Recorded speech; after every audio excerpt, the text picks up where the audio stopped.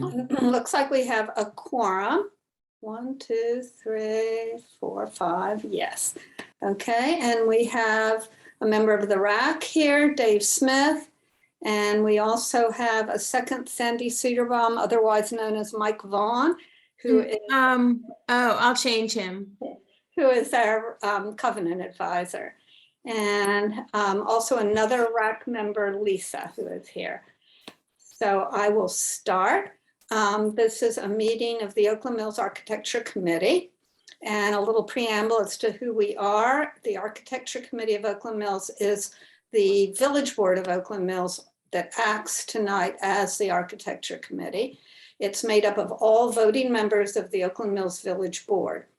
As set forth in Article 7, Section 1 of the Oakland Mills Covenants, a resident may request that an application be reviewed by the entire Architecture Committee when an application is denied approval or receives any other adverse decision recommended during review by the resident Architecture Committee and finalized by the Architecture Chairperson, which is me.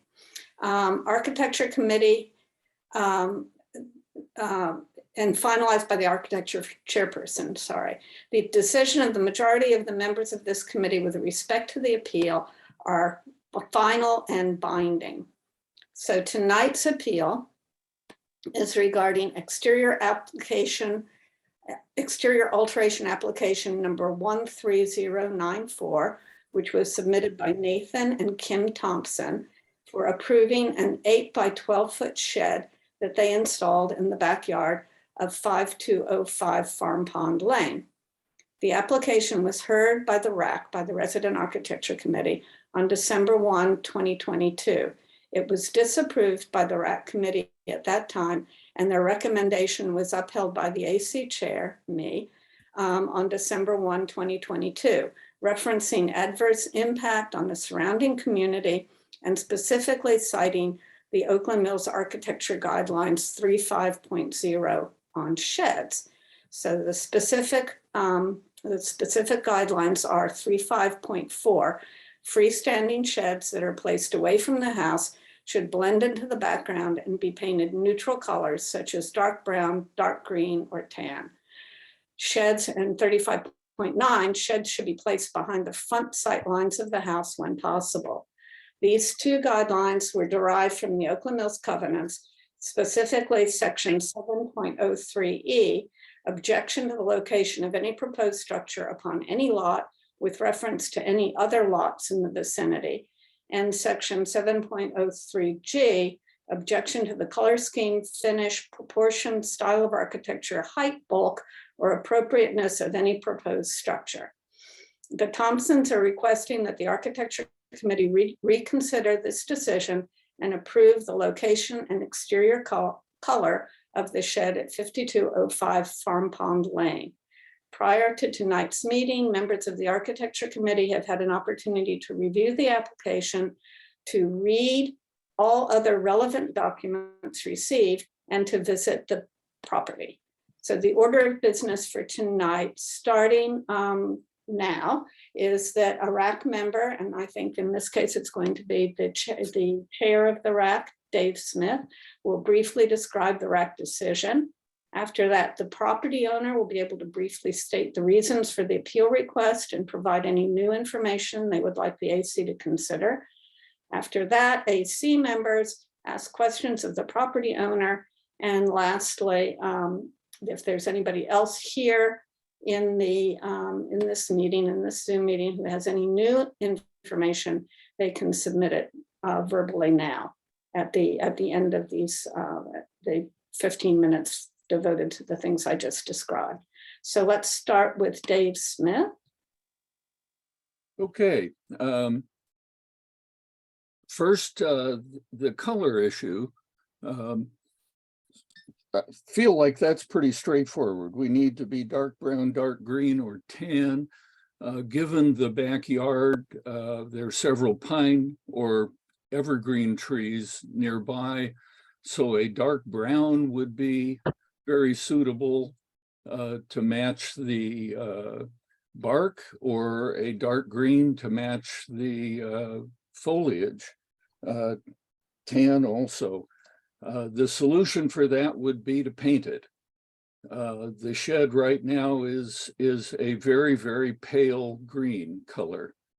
So that's pretty straightforward. The location, if we look at the picture here, we can see that there is a fairly mature pine tree or evergreen, I'm not sure it's a pine, located to the left of the shed. We can make an exception to the location requirement given an adequate need. For example, this being Oakland Mills, some of the backyards are full of mature trees. And in order to locate the shed somewhere else, mature trees would need to be cut down, and we make an exception for that. Also, being Oakland Mills, some of the backyards fall away very precipitously away from the house. And that's the only good location for a shed, and we'll make an exception under those circumstances.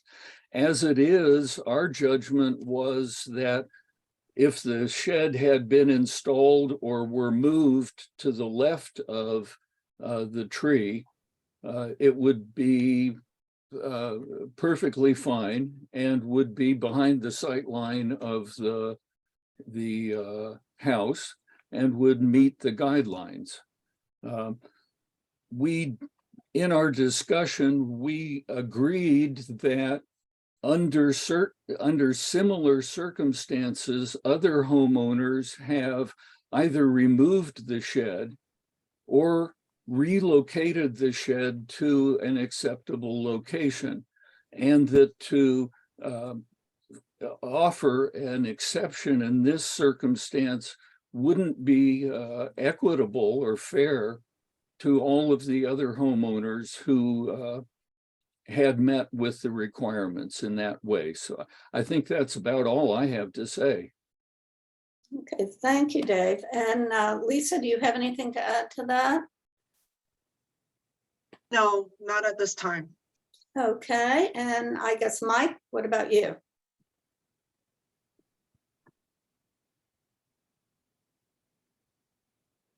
Mike, you're muted.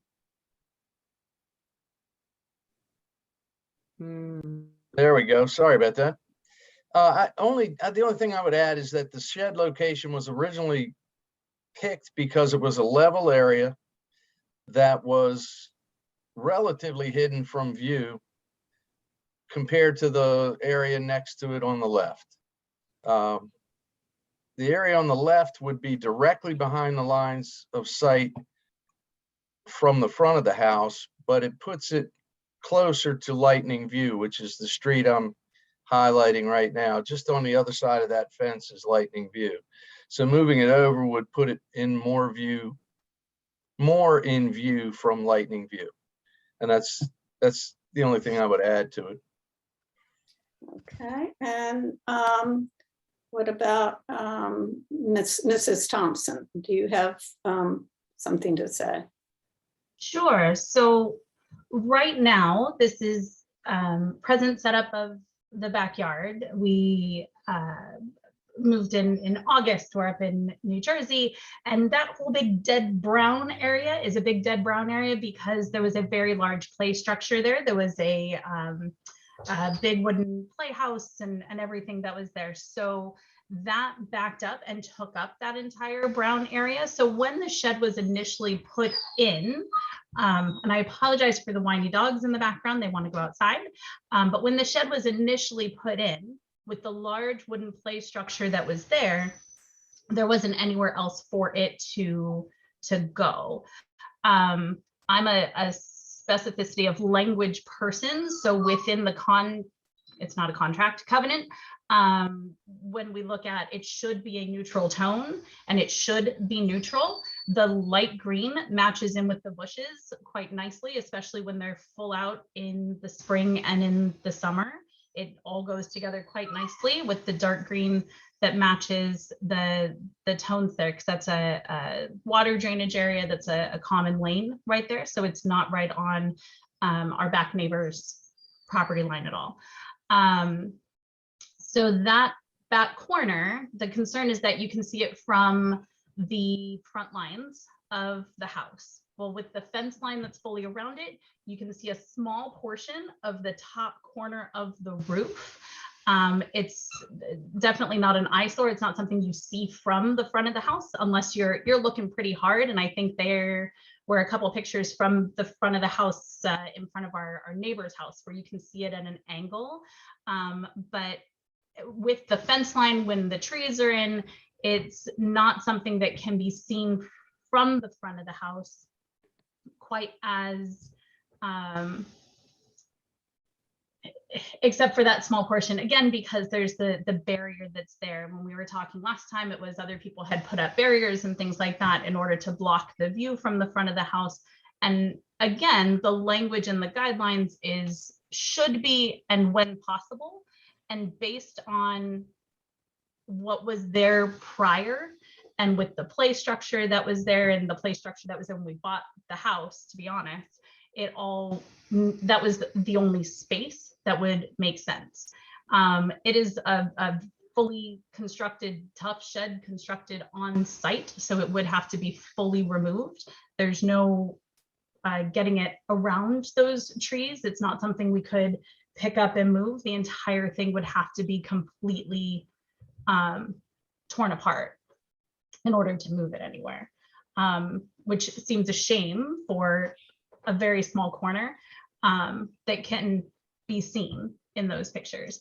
And when we go by the covenant language, it is a should and it's a when possible. It is not, there are plenty of things that say must in there, that this isn't one of those items with a must. So yeah, that bottom picture, that's the tiny bit of the top that you can see from the front sidelines of the house. Okay, well, thank you. And I just want to just clarify. So you are no longer living in the house, correct? We are not, correct. You're not. And when was the shed installed? Oh, solid question.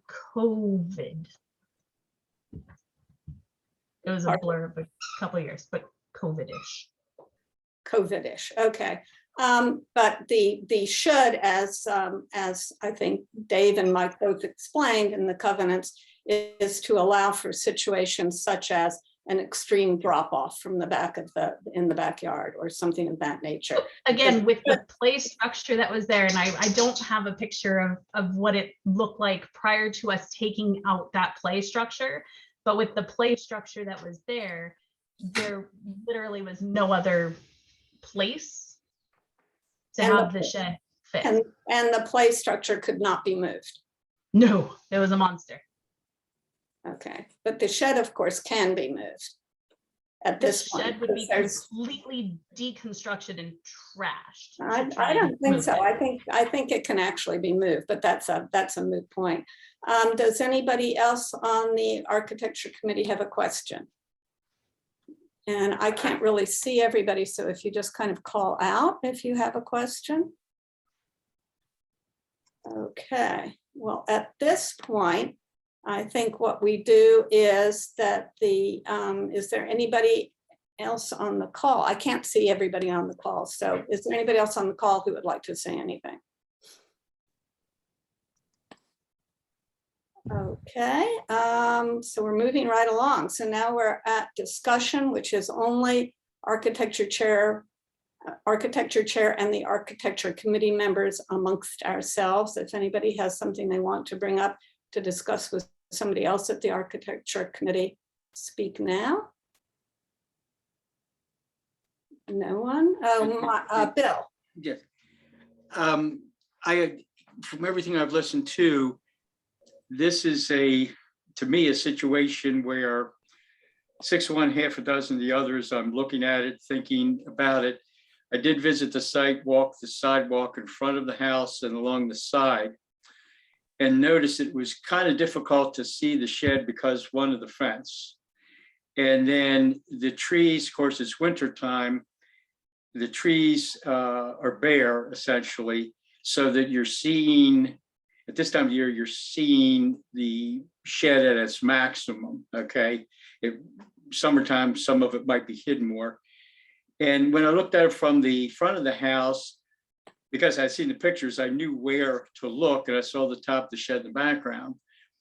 And I looked at it and the situation, and I asked myself the question, where could it be, should it be, that it would be less visible, put it that way. And I couldn't come up with a different location in the backyard where it would be less visible to me from the side street or the side of the house on, I guess, Lightning View, and then the front of the street, the front of the house. And I thought, okay, there isn't any location to me where it could be put that would be less visible. And it's probably because of a couple, 2-3 tree trunks in there, it's probably at its most hidden location to me, and that's just my opinion. Then there's the issue of the paint, and I understand the colors, dark colors, so that they will blend in with nature. I think the brown, the green, etc., and understand that is to try to help the shed blend in as opposed to stand out. And I looked at that, and then I thought, okay, I get that, but as the shed is painted now, it blends more with the house. Okay, so I thought, okay, 6 of one, half dozen of the other. Right now it's blended with the house, but if we change it to darker color, it blends with nature. And so I looked at it, I said, geez, this is a tough one. I'm kind of 6 of one, half a dozen of the other. Just wanted to let everybody know that's kind of what I'm seeing from the visit and from all the pictures beforehand, and then from the discussion tonight. And a key one is the key question I had is, where on the lot would it be less visible? And that's, I personally can't find a location where it would be less visible, because if it's moved to the left of where it is, if you're looking at the front of the house, if the shed gets moved to the left of where it is, it gets closer to Lightning View out from behind a couple of tree trunks and becomes a little more visible. So that's one question I have in my mind. And then the other is, does the paint blend in with nature? Does it blend in with the house? So I'm, if I had to vote, if I could split my vote, that's what I'd like to do. I can't split a vote. So just want to let everybody know I'm between a rock and a hard place here. Thank you. Okay. And Jonathan, did you have something? I did. Just a question. Obviously, well, I shouldn't say obviously. I'm assuming that the shed was constructed without going through the required exterior alteration and review process. Correct. The play structure that was there that prevented the shed from perhaps being set in the other brown spot, was that an approved structure? In other words, did OMCA create the approval for the structure that prevented the shed from perhaps being placed where we'd prefer it's placed? I do not know that, and notwithstanding, I mean, if a shed were where the play structure was and they wanted to put a play structure in, it wouldn't be that they got to put the play structure over by the fence because of the shed. I mean, you have to accommodate all of those things. Right. But right. I don't know the answer to your question. Okay, anybody else? Warren?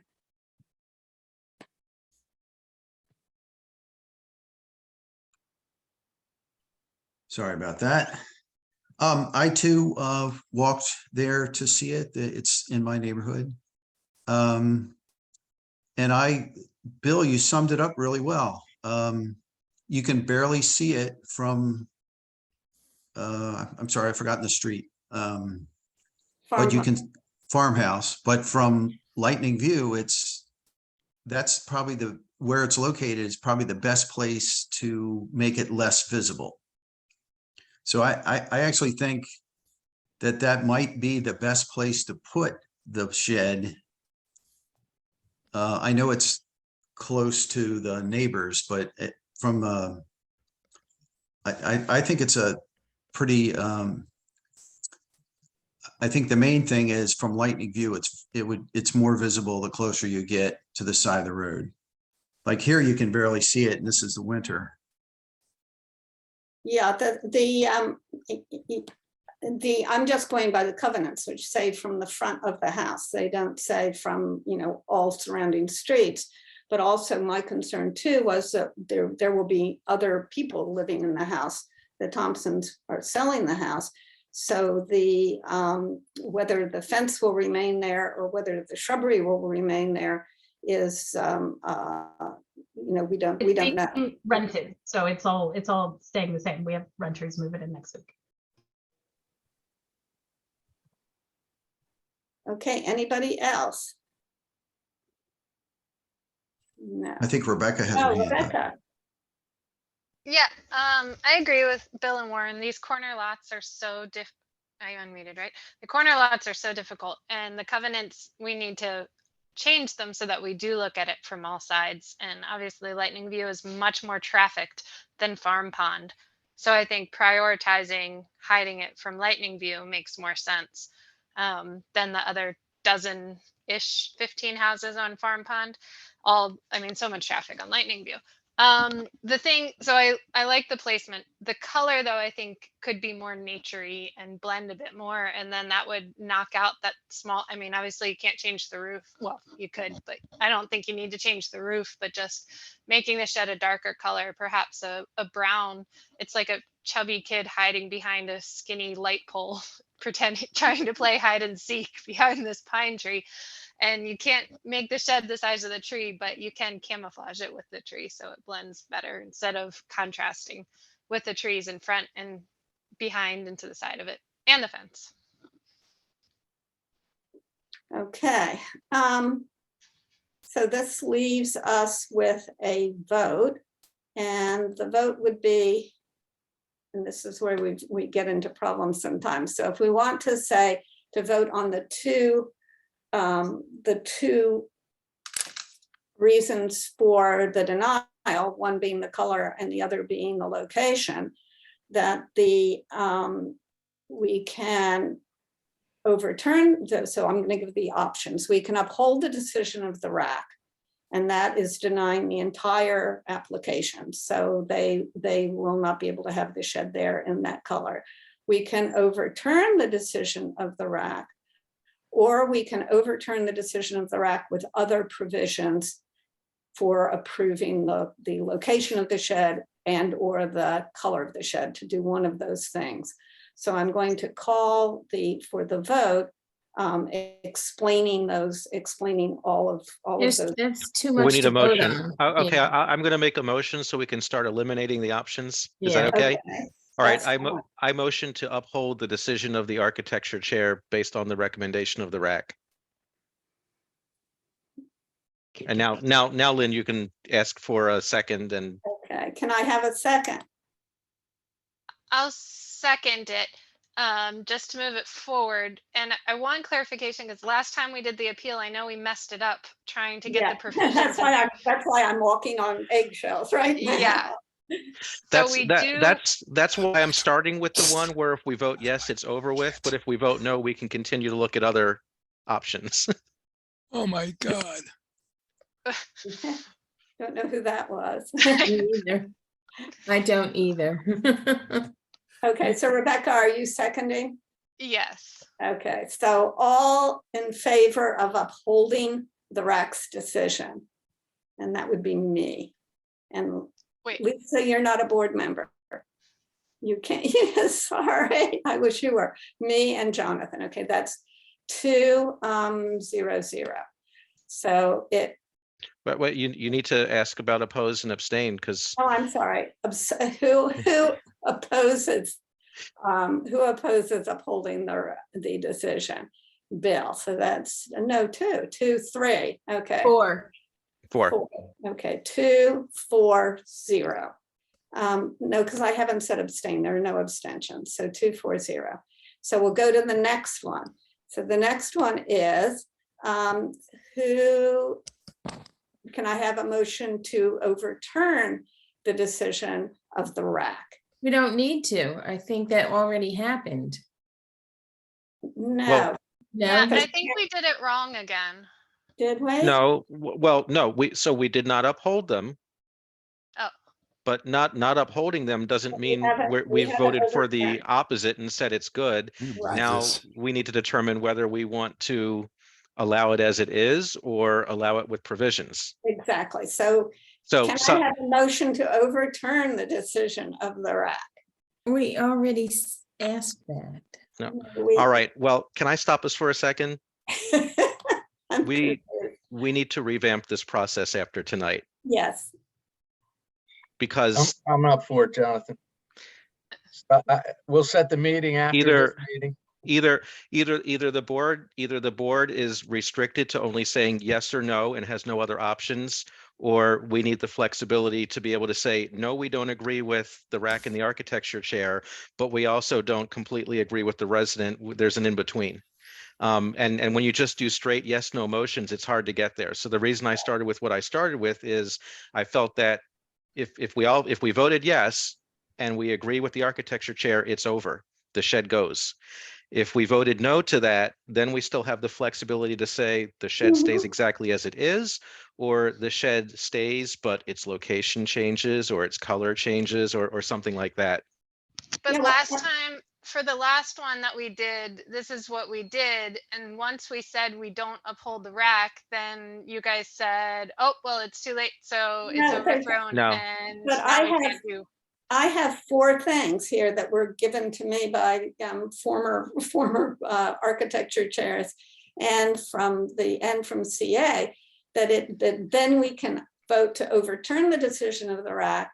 And if that fails, which means to approve the approve the application as it stands, and then we have a third one, which is to overturn the decision of the RAC, but with other provisions of allowing for approval. And then there's even a final one, which is to table the application to review it another time. And we've done that with other appeals. It was only the last one that got all bollocksed up. Okay. So this one, I think I can ask for a motion to overturn. I don't think you should, I'm sorry to interrupt, but we're running out of time. I don't think, Lynn, that you should ask for a motion. I think a member of the committee should offer a motion. Okay. And good. then the board votes on that. So if someone offers a motion to keep the shed but paint it hot pink, that's what we would vote on at this point. Great. Okay. Does another AC member have a motion? I Yeah. do. I move that, and Jonathan, correct me, my language is wrong here. I move that we overturn the decision of the RAC with the stipulation that the shed location remains, but that the shed color changes to a dark brown, and I'll leave it at that. Or dark green? Well, then we get into picking and Yeah. choose, and how do we, Okay. I'd like to be able to do it neat and simple, but with voting, I don't want to leave war in a vote. It's location stays and it gets painted to dark brown. And if we don't like brown as the color, we can do another motion with dark green or whatever. But my motion would be overturn the decision of the RAC with following stipulation that the location of the shed remains the same as it is now. And the color of the shed changes to a dark brown. Okay. Seconded. Okay, so can we have a vote? All those in favor of Bill's motion to overturn the decision of the RAC, but with the stipulation that the shed be painted dark brown? Everyone raise your hand if you. We have a discussion. With the stipulation that the location remains and it goes to dark brown. Right, okay, can we have a discussion? Any discussion? Okay, let's go to the vote. All those in favor of Bill's motion, raise your hand. 1, 2, 3, Jerome. 4, 1, 2, 3, just 3, Jerome. It's for Warren, Jerome. Bill and Rebecca. And okay, so that's 4. All those opposed? 4-2. Anybody abstaining? No. So Bill's proposal passes, and so we are overturning the decision of the RAC. We're approving the application, but with the stipulation that approving the application for the location of the shed, but with the stipulation that it be painted dark brown. Okay, I think that's it. Thank you, everybody. Thank And- you. And so, Yeah, Lynn, Mike, thank you. Mike, will you send a letter to that Yep. effect? Yeah, I'll take care of the details from here. Thank you for hearing the appeal. And thank you to everybody for hearing the appeal. Okay, yes, thank you, everybody. So this is adjourning the meeting of the Architecture Committee. And I'm gonna leave All right. now because it's your meeting, so. Okay, Have a Thank good you, week. everyone. We're gonna take 3 minutes and then we'll open the board meeting at I'll 7:05. pause the Thank you. recording. Know you're back? We are recording. Okay, then we have certainly a quorum of board members here, so we are ready to get underway with tonight's meeting of the Oakland Mills Community Association Village Board of Directors. As always, we open the meeting with a couple of administrative items, the first being approval of the minutes from our last board meeting, which was held January 10th, 2023, not 2022. Didn't see that till just now, despite reviewing the agenda twice. So is there a motion to approve the minutes from the January 10th meeting? I make the motion. Okay, there's a motion from Jerome. Is there, I see a second from Bill. Is there any discussion? All right, all in favor of approving? 1, 2, 3, 4, 5, 6, 0, 0. It's funny how you catch things when you start reading them aloud, even after you've read it a couple of times. The next one has the correct year. Is there a motion to approve the agenda for tonight's board meeting? I see a motion from Bill. I will take a second from Rebecca. Any discussion of tonight's agenda? Okay, all in favor of approving tonight's agenda? 1, 2, 3, 4, 5, 6, 0, 0.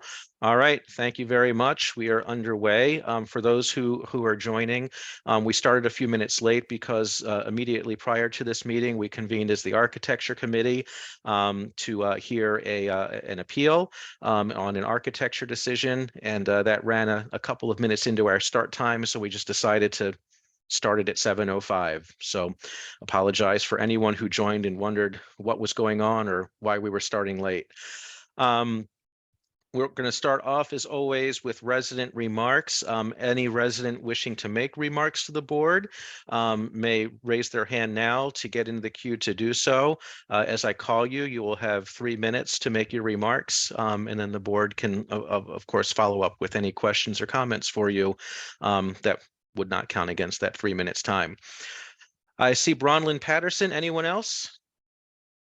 All right, let me get my clock going and you can start whenever you'd like, and I'll start the timer when you start speaking. All right, good evening, everyone. My name is Bronwyn Patterson, current resident in Emerson Hill of Oakland Mills. And there was a couple of things that I had been emailing the board about and kind of just wanted to put it on public record. One of the things being my very high concern and the concern of the board as well of the excessive speeding and failure to yield to stop sign at Thunder Hill and White Acre Road.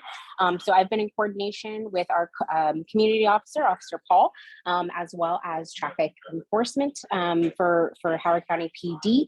And they are going to look at some temporary enforcement solutions while I'm also working with Ms. Zhang in the Department of Transportation for Howard County on what are some a little bit more permanent, but also temporary solutions, such as increasing signage or increasing lights around signage to really emphasize that people need to slow down and stop. As a 7-month pregnant woman, have almost been hit 7 or 8 times within the last 14 days, and I would like to live to see the birth of my baby, as I'm sure everyone else would like there not to be an incident there. In addition, keeping with the theme of White Acre Road, I'm also working with Howard County Arts Council, and I do believe that I'm going to chat with the CA on that, just figuring out who owns the pedestrian tunnel underneath White Acre Road it's a nice blank white space that we could potentially activate with graffiti art or also any other type of art and just kind of make it more of a attractive destination for Oakland Mills in general.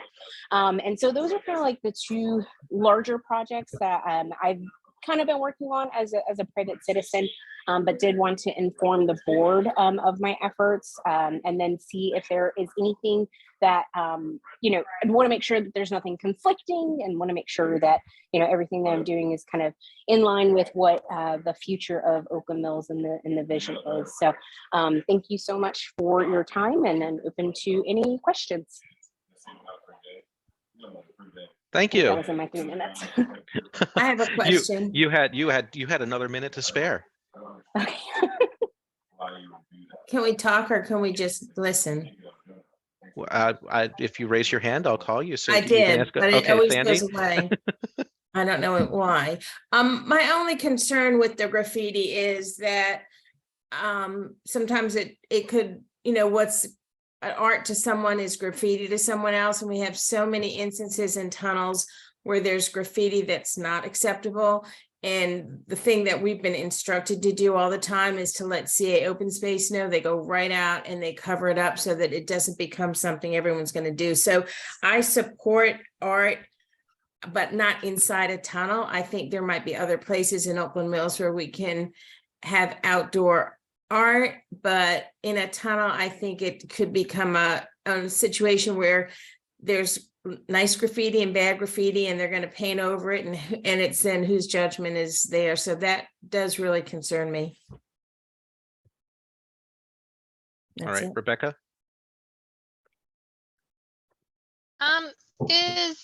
I know when we talk about Stevens Forest Elementary with the speeding there, they have the is it camera or whatever because it's within so many feet of the school. It feels like that intersection is close enough to Talbot Springs that it should qualify. Is it the camera? That's what it is. And so since there is a stop sign at like Thunderhill and Whiteacre, I actually talked about like placing a camera there. Apparently, I don't remember if they said this was a Howard County law or a Maryland state law that like cameras in proximity to stop signs are actually illegal in the state of Maryland. It was either state of Maryland or Howard County. Don't quote me on that. But I had gotten that idea. That was actually my first initial idea because DC does that. They have stop sign cameras. And then that's when I engaged with DOT and they told me that that is not an option. If there is a light in proximity, they would be able to do something, but stop signs, they said no on the camera aspect. Okay, Warren? Oh. Oh, I'm sorry. Wait, that's okay. Jonathan, do you remember how close to the school they had to be? Because it doesn't have to be at the stop sign, right? It could be down the hill a little bit towards 175. I think they have to be inside the marked school zone. So I'd have to go check where the school zone signs are for Talbot Springs Elementary. Mm-hmm. But I'm with you, Bradlin. I cross there constantly, and it's always a game of, okay, do I trust them or do I just hang out here in the corner until all the cars are gone and then I'll go? Yes. And I've sent multiple videos.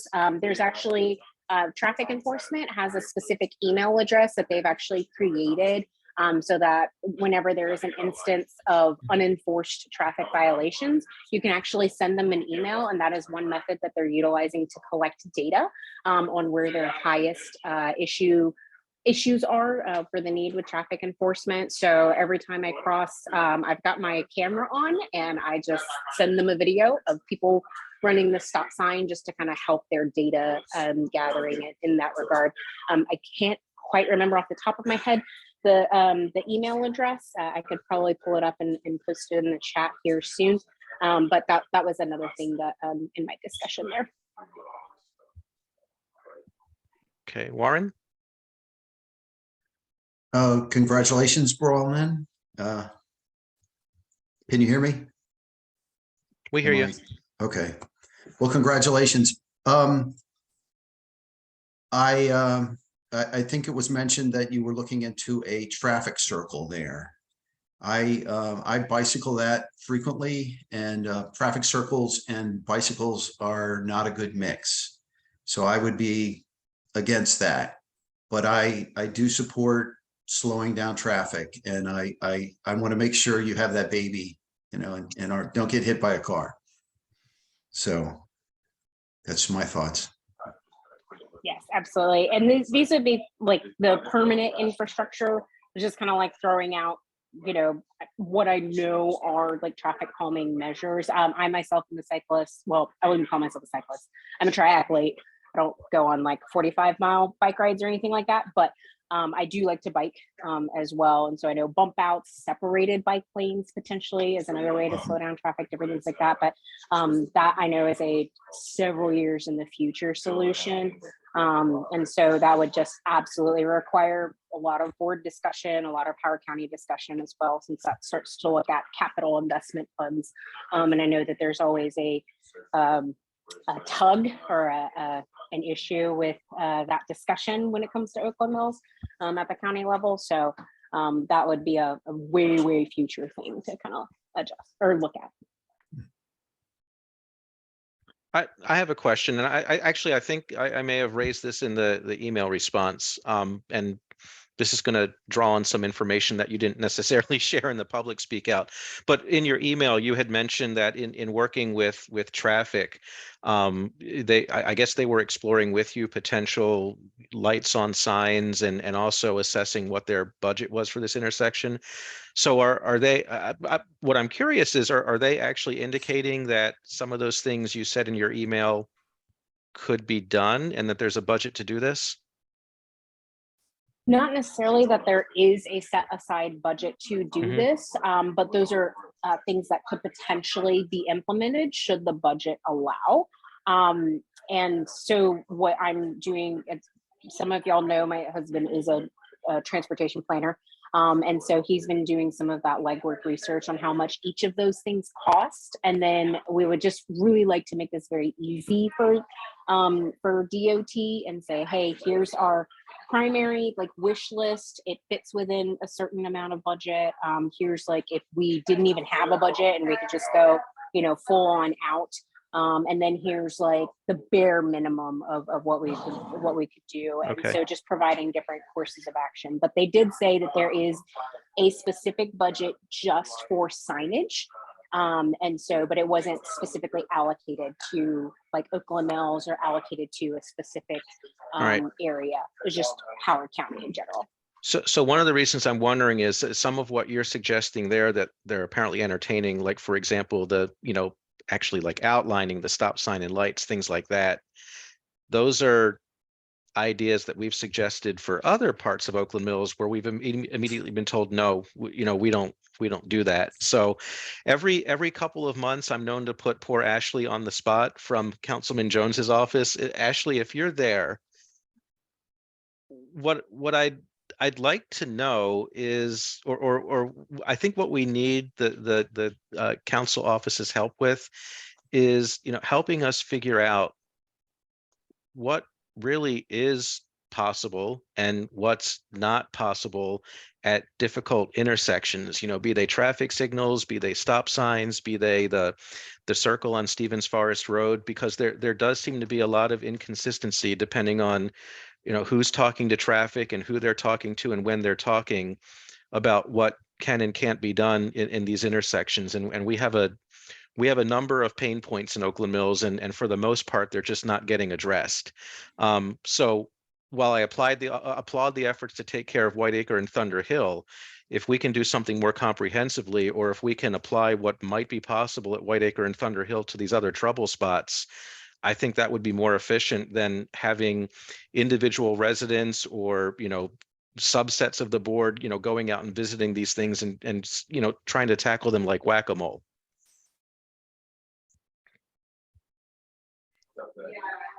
And I absolutely agree with that. Exactly why I wanted to chat with the board, because I didn't know, you know, what are some of the other projects and other concerns with that. All right, and maybe Ashley stepped away, or maybe she said, nope, he's not doing that to me again. So I do appreciate what you're sharing, and I think we should have a little more discussion, because I would be very interested in hearing like what traffic is confirming is feasible when it comes to signage and other alterations, so that we could take that back and hopefully apply it elsewhere. Hi, Jonathan. Yes, I'm here. I'm Oh, actually in okay. another meeting at the same time, so I'm trying to do both. So I will follow up with you to get what I was missing. Okay. Okay, that sounds good. Yeah, if you want to Okay. give me a call later this week or something, I can talk you through what we were talking about here. Perfect. Thank Okay, thank you. Hey, Bronwyn, can you please add manager@oaklandmills.org to your email, so in the office we can know what's going on, because it helps us to keep us in the loop, because I hadn't heard this all till tonight. Absolutely. Okay, thank you. Actually, can I ask you a quick question about that? When you emailed the board, did you use a link on our website, or just sort of pull our email addresses and copy and paste? I pulled them all from the website where it Oh, has okay. the board of All right. directors listed. Okay. Because But I just want that to was make sure, missing because the- I was hoping that the link, if the link is still there to email everyone, it already includes the village manager, but I just wanted to make sure we didn't need to fix something on the website. We'll All check right. into it. Thank you. Thanks. Okay, moving on. Old business. So first of all, we have to make a decision about our recommendation to CA for our senior advisory committee representative. And it is a recommendation we're making to CA. Oakland Mills cannot place someone on a CA committee, but we can recommend someone to a CA committee. And we did meet our nominee under new business at the last meeting. So really what we have to do at this meeting is determine whether we are going to go forth and nominate Mr. Cooney to the CA Senior Advisory Committee. Is there any discussion in follow-up to what we heard last week under new business? Okay, would anyone like to make the motion to recommend? Would someone please make the motion to recommend? So moved. Okay. And can I have a second? I'll second. All right, I have a second from Jerome. Is there any discussion? Okay, all in favor of the recommendation? 1, 2, 3, 4, 5, 6, 0, 0. All right, thank you very much. I'll just let Ginny know, since she's the CA advisor, and the staff at CA know, and then they'll get in touch with you, John. Sounds good. And Thank you. Brigida. And Yeah. the new village manager. Well, Keep she her looped gets in. everything. It's gonna be the same computer and everything, so Yeah. she'll get it all. All right, thank you very much. And thank you very much for stepping up and volunteering. Okay, moving on. We have the election guidelines review. There are a couple of changes in there that we need to walk through. One is that Sandy put together some language about financial disclosures, as well as creating sample forms, because we said, let's go ahead and do that and decide if we want to include that. The other thing that we didn't know was possible at the last meeting, but Sandy has since found out after discussions with another village, and while I try not to name other villages, in this case I will, it's Wild Lake. And the only reason I'm saying that is because all of our mail ballots would historically go to Wild Lake, and then we'd have to pick it up from them. So Sandy had to contact them to make those arrangements.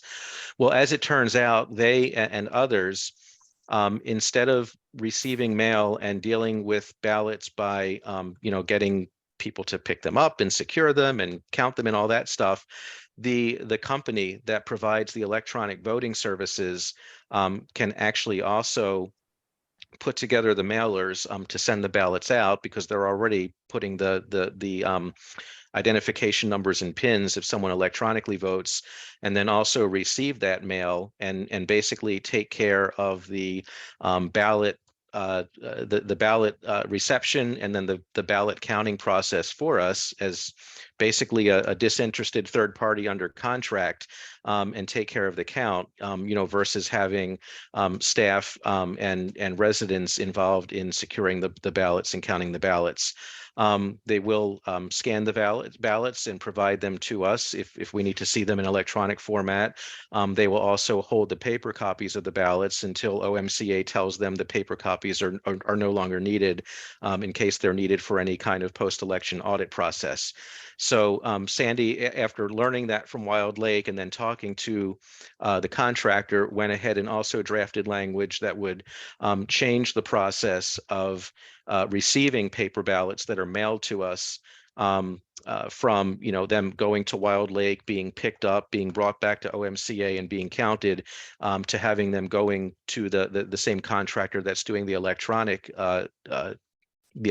voting tallying, and having them secure the ballots and do the count, subject to our ability to review them in either electronic or paper format. Did I get that right, Sandy? Yes, and that they would retain all the hard copy ballots and they would Yes. do anything we want as far as process and procedures from our end. It'll be individualized. Yeah. And just personally, because Sandy did let me know about this. This Just is yesterday, something we late just day. learned about yesterday. To me, and please don't don't read any distrust of our staff or our volunteers into this, but by having the vendor do this, they have absolutely no personal stake in what happens in Oakland Mills. That they want to do a very clean, transparent, upfront, good job so that they keep a contract. It doesn't affect what happens when their house comes up for a covenant review or anything, who's on our board. It's not, they're not on the staff. It's not affecting their salary or anything. So, to me, it kind of sounded like a win-win. And that's why I said to Sandy, okay, it's, we just found out yesterday, but let's put it in there and let's get it in front of the board, so that we can discuss it and then, hopefully lock it all down tonight.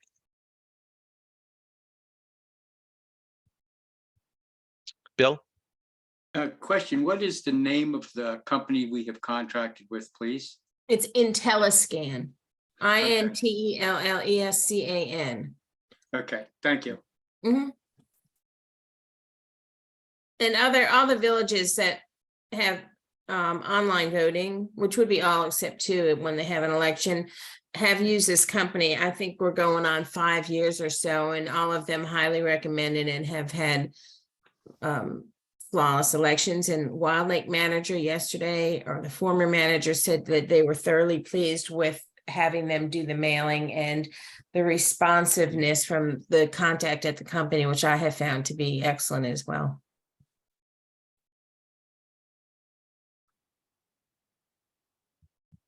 Lynn? Yeah, this makes total sense to me. I mean, I think it's an efficient way of doing it.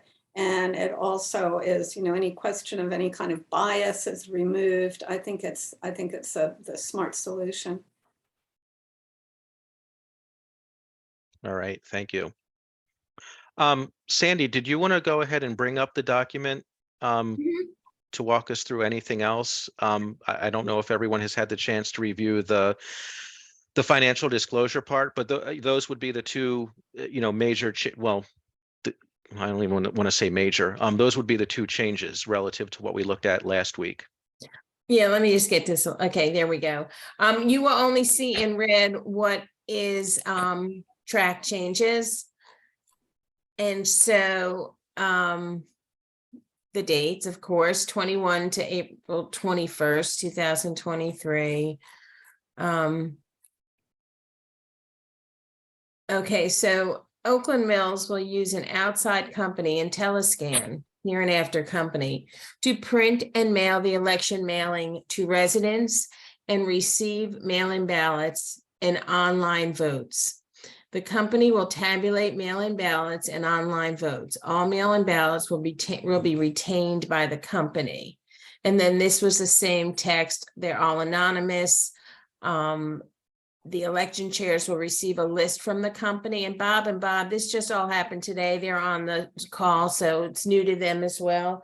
They've offered to serve as co-chairs. They will receive from the company list to show what property voted and how many votes per candidate that our votes were cast. That is all anonymous. It's not, we don't know we'll know what property voted, and we know the outcome of the election, but not which property voted for which candidate. No one from the company handling Oakland Mills elections will be a member or affiliated with the Oakland Mills Community Association in any way beyond the provision of online voting services. Oh, And Sandy, we say- might, if we, Yeah, I know, if we I'm gonna adopt the do mail, that we'll right need to here. change that. Yeah. Yeah, version of mail-in and I think just online and mail, online, put an and between online and mail in. okay.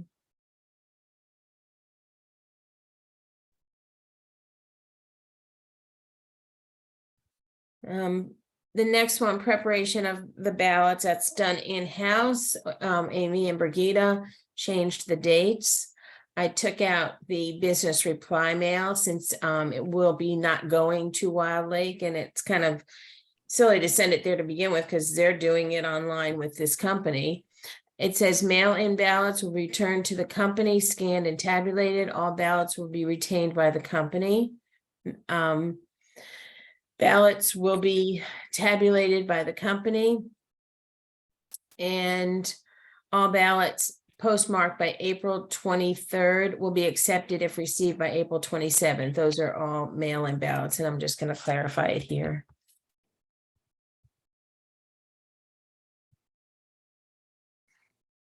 The next one is just changing the name of Cedar Realty to Klein. Individual store owners should be contacted if you wanted to do anything inside their store. Changing the date to April 22nd as a voting date, not April 23rd.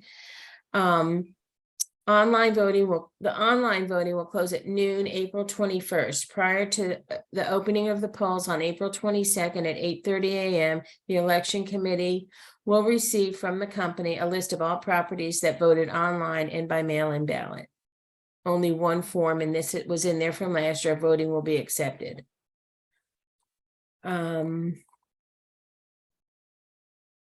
Changing dates again, taking it away from who will open the mail-in ballot, since they will be opened and scanned and tabulated by the company. And that's it. Where does the financial disclosure language get inserted? Oh, you know what? I actually had it on a draft and then I redid the draft, Jonathan. So I will tell you where I thought it should be, and then we can go to the statement. Okay. I thought it would be,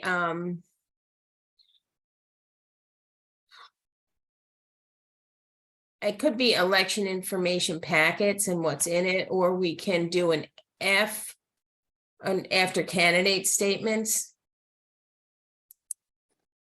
I don't think it really matters. It should be where something is asked of the candidates. I mean, I personally like an F after candidate statement so that Okay, people I mean, don't read. Amy can do magic and, right, Amy? Right, Amy? She's nodding, Okay, I Yes, think.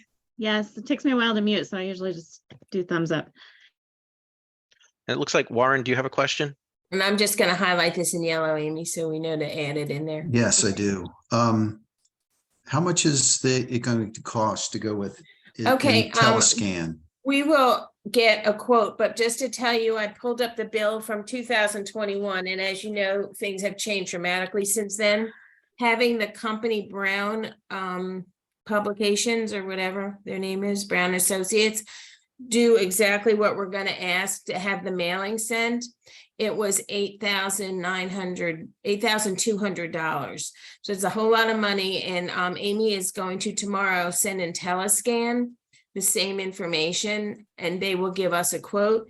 And according to Wild Lake, I think it was less or very equal last year when they did theirs. So it's expensive no matter where we go.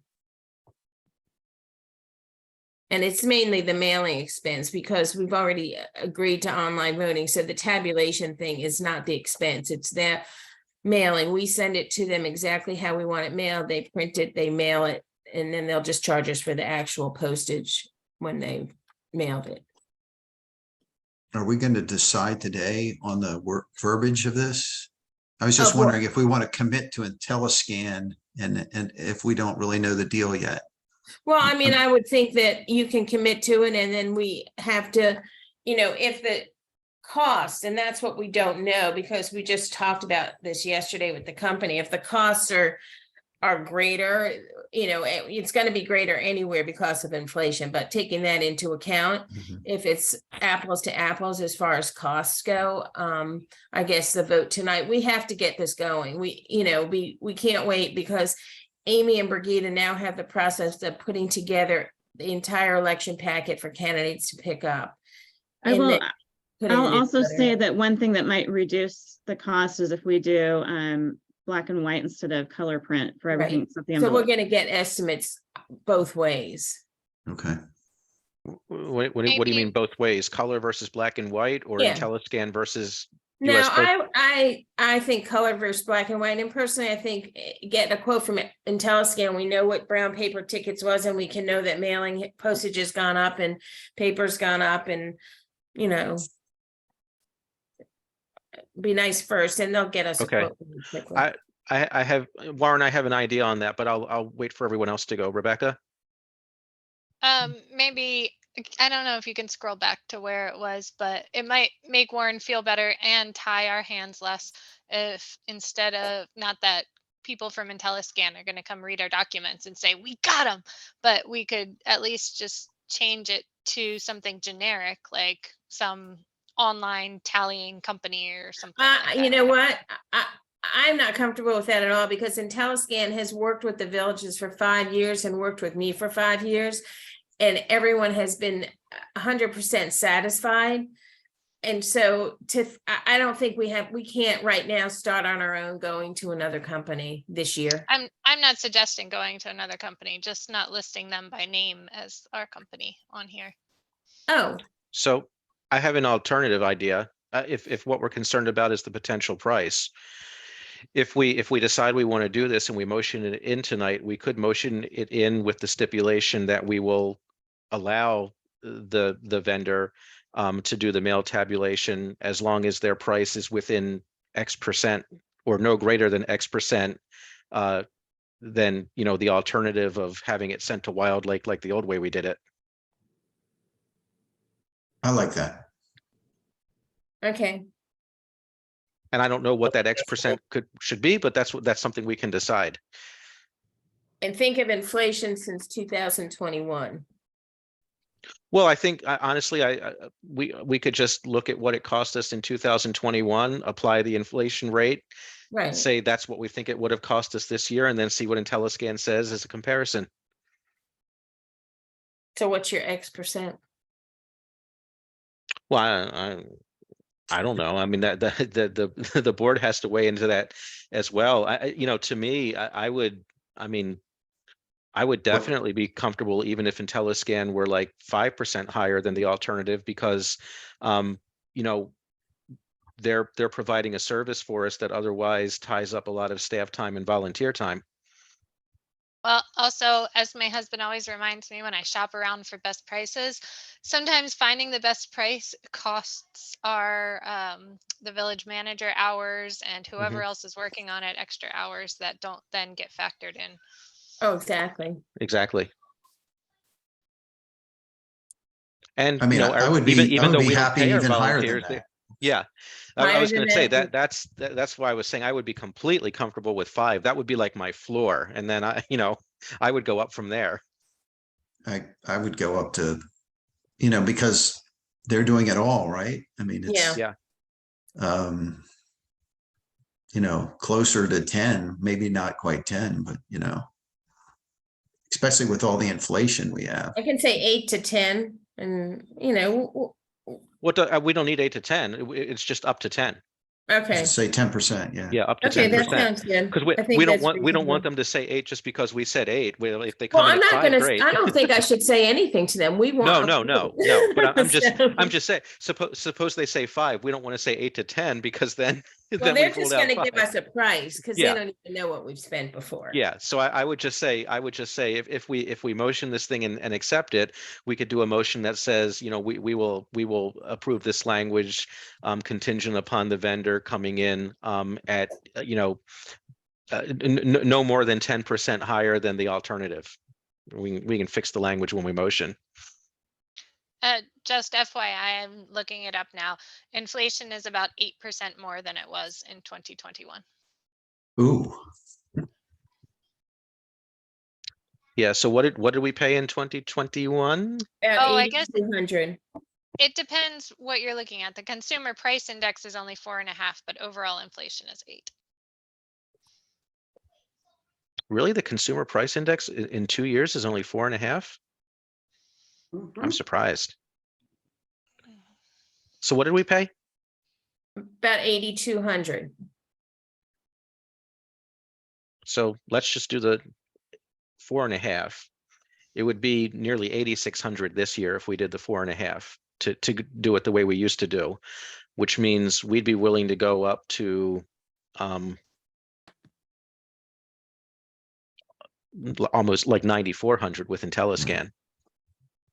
And also, actually, I must tell you that includes postage. So, and then postage has gone up. That's in the 8,200. And so there's in the end will be all that. So he'll give us a price for printing, and then the postage we can figure out based on the new rates Okay. for that many.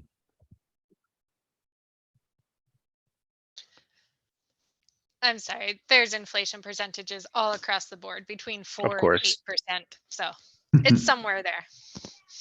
I would actually find, believe it or I mean, you know, these days I would find 8% over 2 years more believable than 4, but I don't know. So are we we're doing a vote, but we're not changing the guidelines, right? These are the Are we guidelines. gonna change these guidelines to state that in the guidelines, your No, vote? I'm saying that the motion would basically have a stipulation with it.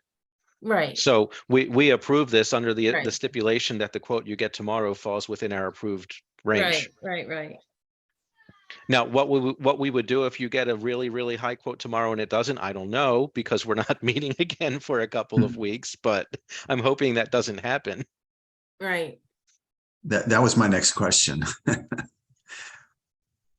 I mean, I think what do we do? I think if the board has a price in mind that we don't want to exceed with IntelliScan, then the alternative would be we go back, you know, to having them mailed to Wild Lake. And I would say in this case, you know, given Well, the state.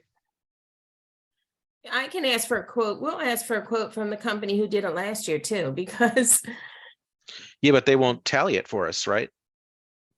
I can ask a quote based on what we're sending in IntelliScan. I can send them everything we're sending in IntelliScan and say, can you give us a quote? No, they're quote for not what? telling it for the printing and the mailing, you know, so at least we'll have an updated quote from them to compare as well. Okay. Well, yeah, then we don't even have to apply the consumer price index or whatever. We'd know what the alternative will cost us. Right. I mean, minus the mailing and knowing that the other company will do all the labor. Well, the mailing is going to be the same either way. That's postage. Minus the But- post, I mean, the postage, I'm sure we might not get from either, but that's not going to change. It's what it is. But postage is what it is. It's the Yeah. additional services that Right. So I we need to can compare. ask each of them, how much will it be to Yeah. print the mailing and send it out? And then the other company's going to say, and then to tabulate it, it'll be X amount. So I think at the risk of belaboring this further, I think what we could do is we could motion, assuming we want to do this, some ceiling. And if IntelliScan exceeds that ceiling, then the fallback is to go with the other company, do it the old way, follow the old procedure. I don't think there's a third alternative to that. No, there isn't. There isn't. Yeah, and we're not talking about a percent over what it cost in 2021. We're talking about compare the old way this year based on that quote, the IntelliScan way. If IntelliScan comes within 10% of the alternative, we go with IntelliScan. Mm-hmm.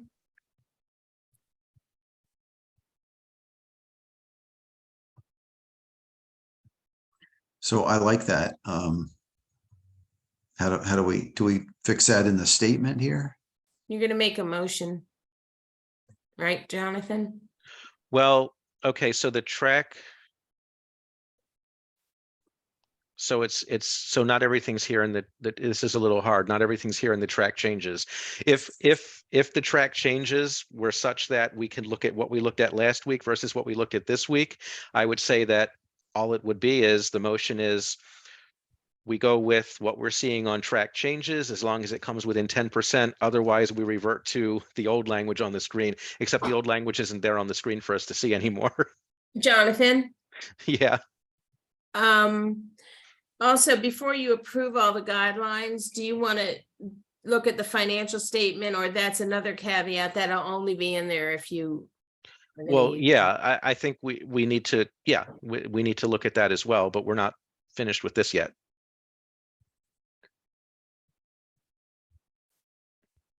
So we need to have a motion that says, I motion that, So there- how's that work? So there are two ways we could do it. If we think these two decisions, the financial statement and this, are big enough that we actually want to kind of motion them in individually, we could do that, but then we would still need a third motion, I think, to approve, give a final approval to the guidelines in total.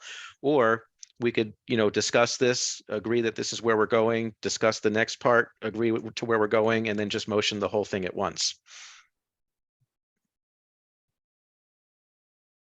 Okay, so we would just revise the document, decide on that, and then motion whether to accept the whole thing. Right. But that's one way we could do it, or we could kind of do subvotes, right? We could motion and vote on IntelliScan. We could motion and vote on the financial disclosure, but in the end, we would still have to vote the whole document because there's other text in this document and the whole thing has to be approved. It's really up to us, as long as in the end we approve a whole document and know what we approved. I think we should do it step by step. So let's Okay. motion and what is it called? IntelliScan. IntelliScan. And so I motion, can I do that? I motion that we accept the wording about IntelliScan based on that the quote comes in no more than 10% over what we're currently paying. I second that. Does Not that work? currently paying, but under what we would pay if we followed the same procedure as in the past. Right, in Yeah. 2021. Yeah. All right. So there's a motion from Lynn, a second from Warren. Any discussion? Yes. Just to clarify, you're not gonna add that text to what I have here. That's just what we No. voted on, right? We're motioning to approve the inclusion of this language Yeah, on the on the okay. With the provision, proviso. with the proviso. Thank you. I couldn't find the word. With the proviso that the quote we get tomorrow is within the board's, financial standard. Okay, so I don't need to change the text. No. Easy. All right. Discuss. Oh, Looks Bob, like Bob Burlett Bob. has a question. From the peanut gallery, there's quite a bit of difference with going with a new program and saying, well, we'll do what we did last year. All I'm saying is maybe we take a collection to pay the difference between 10 and 12%. Because it looks like everybody likes the idea of electronic voting. Just passing it on, going back is like going back in memory. So, Time. yeah, time. Thanks for listening. Well, Oh, just to clarify, we're not approving electronic voting. That's already approved. We're approving a new process for the mail voting. Electronic voting is happening regardless. So the change to the language here is around the printing, mailing, and collecting of the paper ballots that are submitted by mail. And processing the votes. Right. yes. I mean, that's a big Right. part of it. Right. Bob But will what, tell you that's the biggest part. Yeah. That's a big one. Okay. What percentage is the motion at? 10. Okay. But during discussion, someone could offer an amendment to that. We're still in discussion. But I'm going to call a vote soon because it's getting late and it's somebody's birthday. I mean, call a vote. Did I say call a motion? Call a vote. Just All right. do it. Is there any further discussion? I mean, I just threw out 10%, but I'm welcome to discuss higher or lower or whatever. Lynn, you're muted. Are you saying something? But can't we do something where we say if it meets within the board's window of how much we want to spend? Can't we leave it vague? Well, then That's how does Sandy know if it hit our window if we don't define our window? Right. Sandy will have to make a decision tomorrow based on what they tell her. Yeah, okay. Yeah, that's the problem. Okay, I'd go with 10% then. Let's vote. Let me stop sharing so you can see everyone's vote, and then I'll pull up the financial thing. So let me ask one more thing since we're still in discussion. You know, we did 10% because as Warren said, he threw it out there. So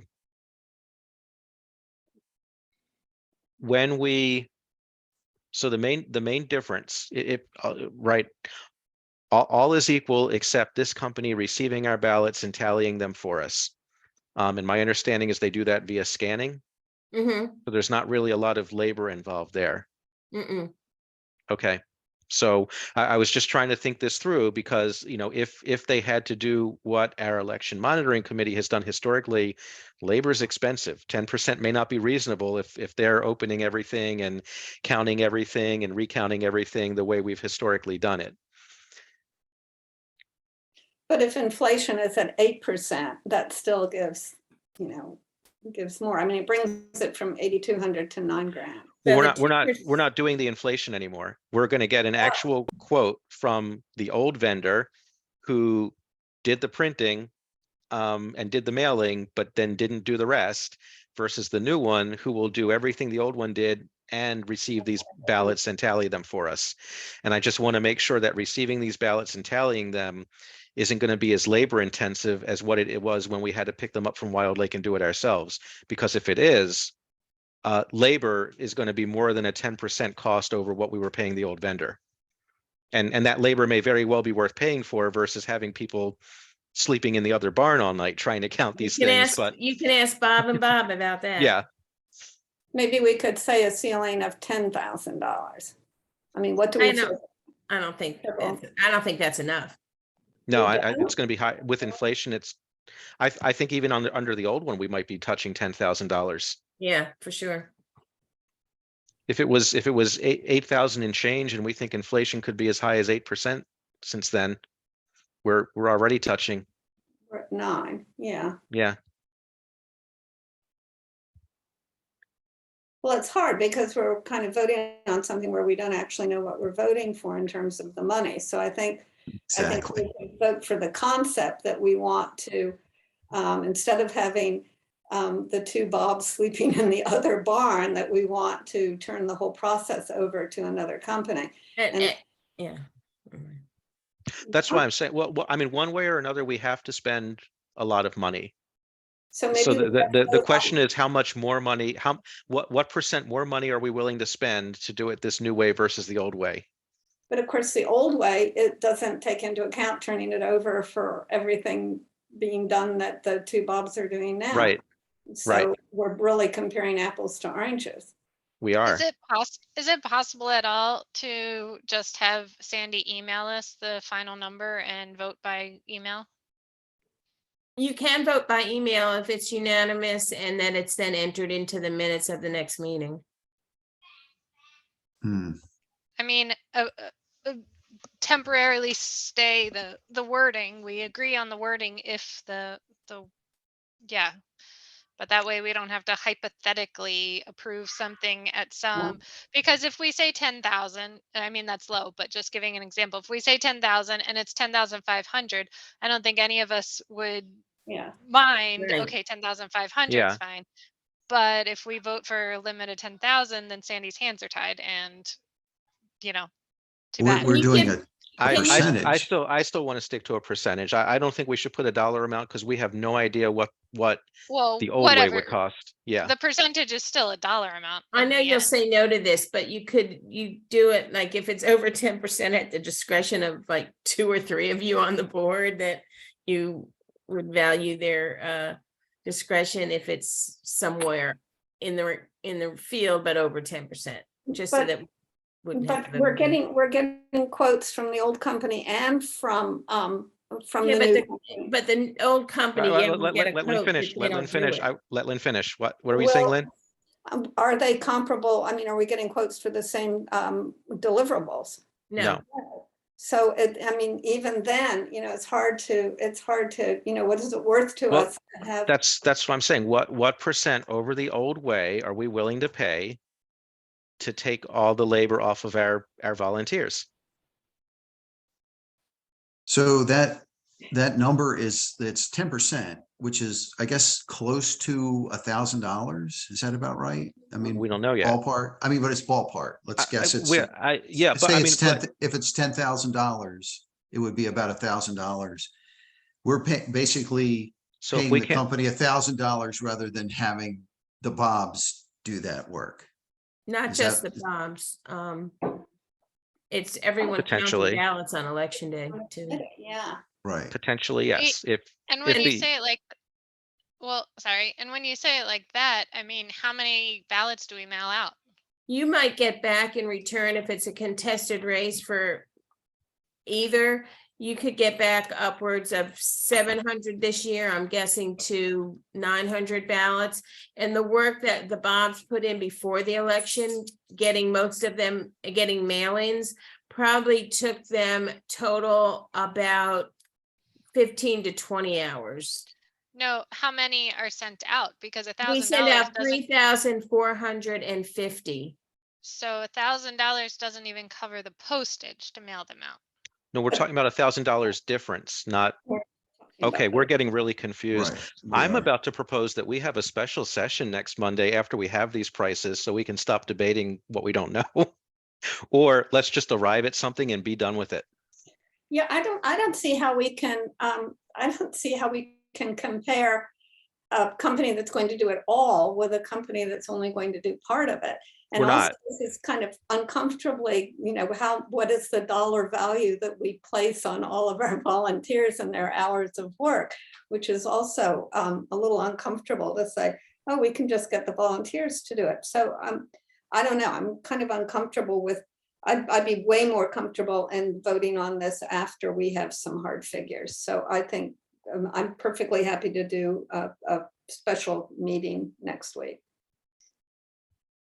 Can I say one thing? Can we do it like if it's over 10%, have a special meeting so that if it's under, we know where you're okay going with it?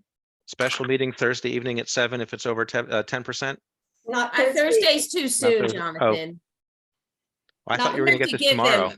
Oh, I What? thought you were getting this tomorrow. I don't know what's They're going on sending anymore. to them tomorrow, but I'm not sure how quick turnaround will get the quote. Oh, okay. I thought since you were already talking to them, they generally knew what we wanted and it was just a matter of getting the quote now. No, we talked late yesterday and Amy's gonna be in tomorrow and we're gonna send them last year's mailing so they can see it and know how many, exactly what they're looking at.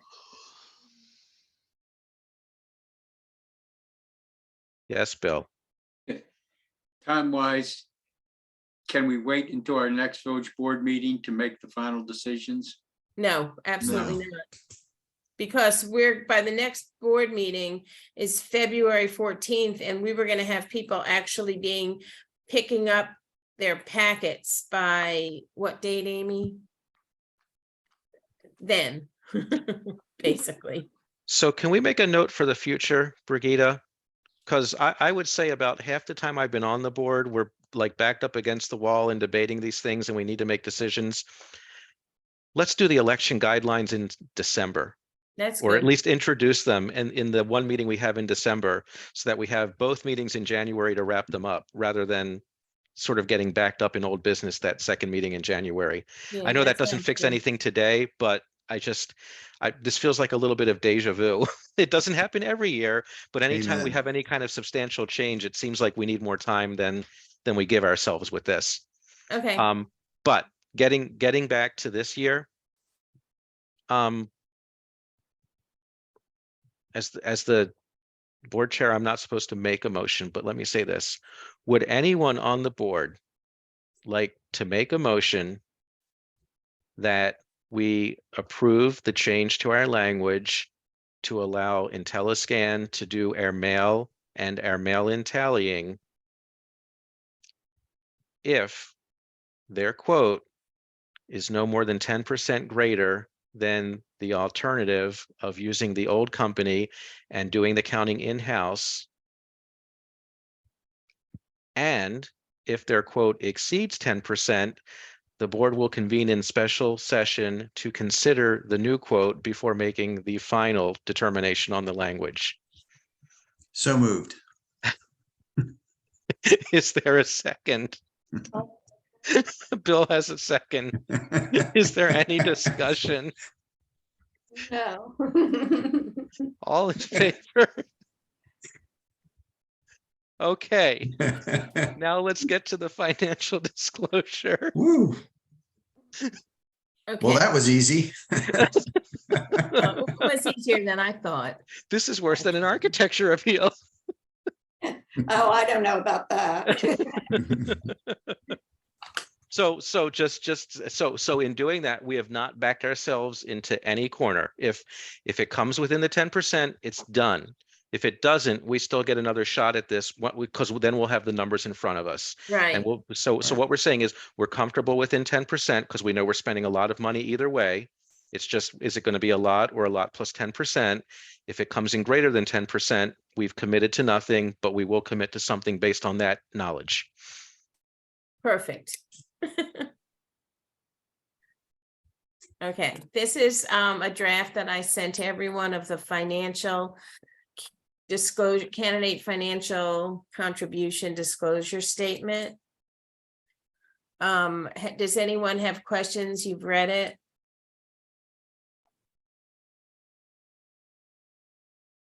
I would just, We'll add more lines. I was just wondering, is $50, is that enough? Maybe it should be like 100.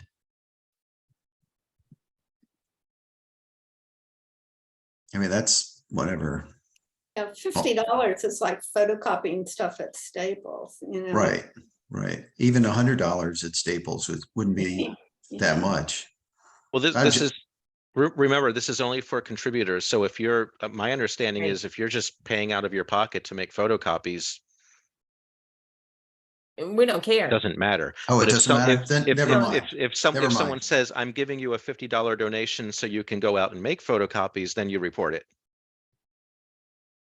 So if 3 people give you $20, you have to report this. No, individual contributions above 50 or more. Oh, It it says should, all campaign contributions. it should say individual. Okay, Yeah. Oh, that's not what I meant. I meant if you're receiving contributions over 50, period. Oh, Oh, But that, if you guys think if somebody gives you, if one person gives you over 50, then I would say it should be even lower. Ooh. Because remember we were saying, I mean, the tradition is that nobody really gives money to these contributions. So most people it's going to be zero. I mean, I've never received any contributions, and I'm pretty sure most of you guys have not also. So, I mean, this is only to get the outliers, not get the outliers, but to make a record of the outliers. And this is cash contributions. right. We couldn't decide on That's where- in-kind value. Yeah, that's Yeah. where we were kind of Okay. trying to be vague. this is fine. I'm fine with it the way it is. I mean, So quite we- honestly, after this old business session, if someone wants to pay $50 to get me out, I'll make a matching contribution. Well, what about where we have business corporation? Do we just want the contributor's name? Do we want to know where they live? I mean, is that getting too Well, detailed? I thought it was just if it's an individual contributor or if it was a business corporation without knowing the name. So you don't need 2 different columns for that. Well, it says if applicable. Do you need the name or do you just need? I mean, does it have to be Lynn Engelke gave Jonathan?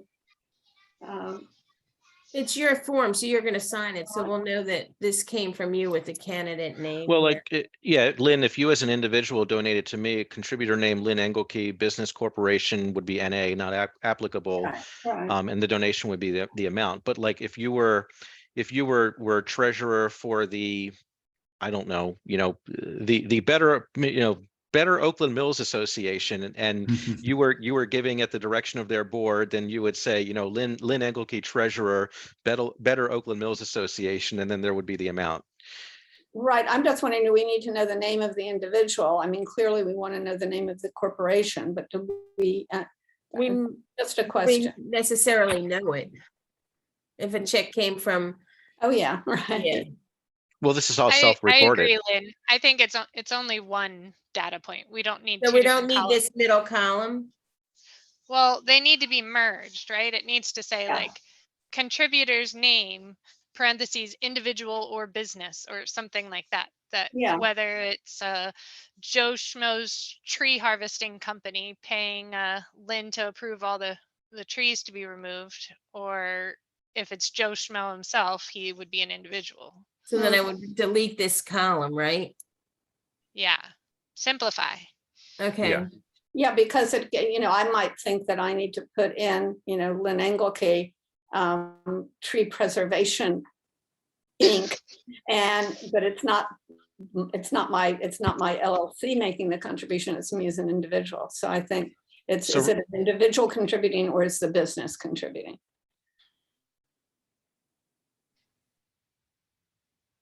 Works for me.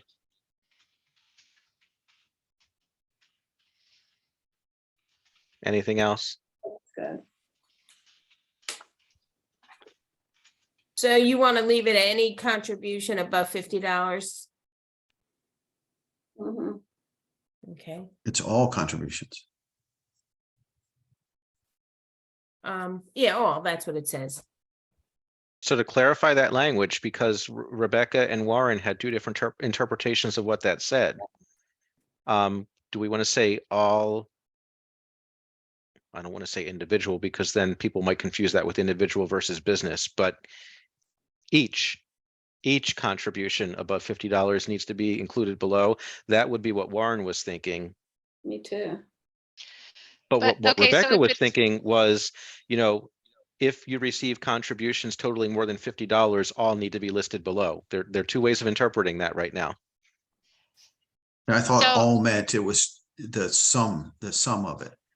So if there was three $20 contributions, they would all have to be written down. I don't think. Oh, I people thought you get thought, that. I thought you thought the other way. Maybe it was Lynn who thought the other way. So I- somebody thought that you don't report anything unless it's a $50 or more contribution. Someone else thought once you cross a $50 threshold, you report everything. But right now it's not clear. But then it Correct. should be something like if contributions total more than $50, all contributions need to be listed below. I think I it's think gonna be confusing. That's going to be very confusing. Yes. I mean, I think, is the principle of it that you want to know who gave you over $50 in contributions? No, it's that you want it public record that anybody can look and see. Right, no, I know it's all public, but Yeah. when you're reading it as a candidate, you have to understand it, so we're not getting different Mhm. things from different candidates. So is what you want to see is if Lynn received a contribution from an individual above $50, that has to be reported. If you received it from someone for $20, then that doesn't have to be reported. Is there a threshold for the individual contribution and the amount that you got?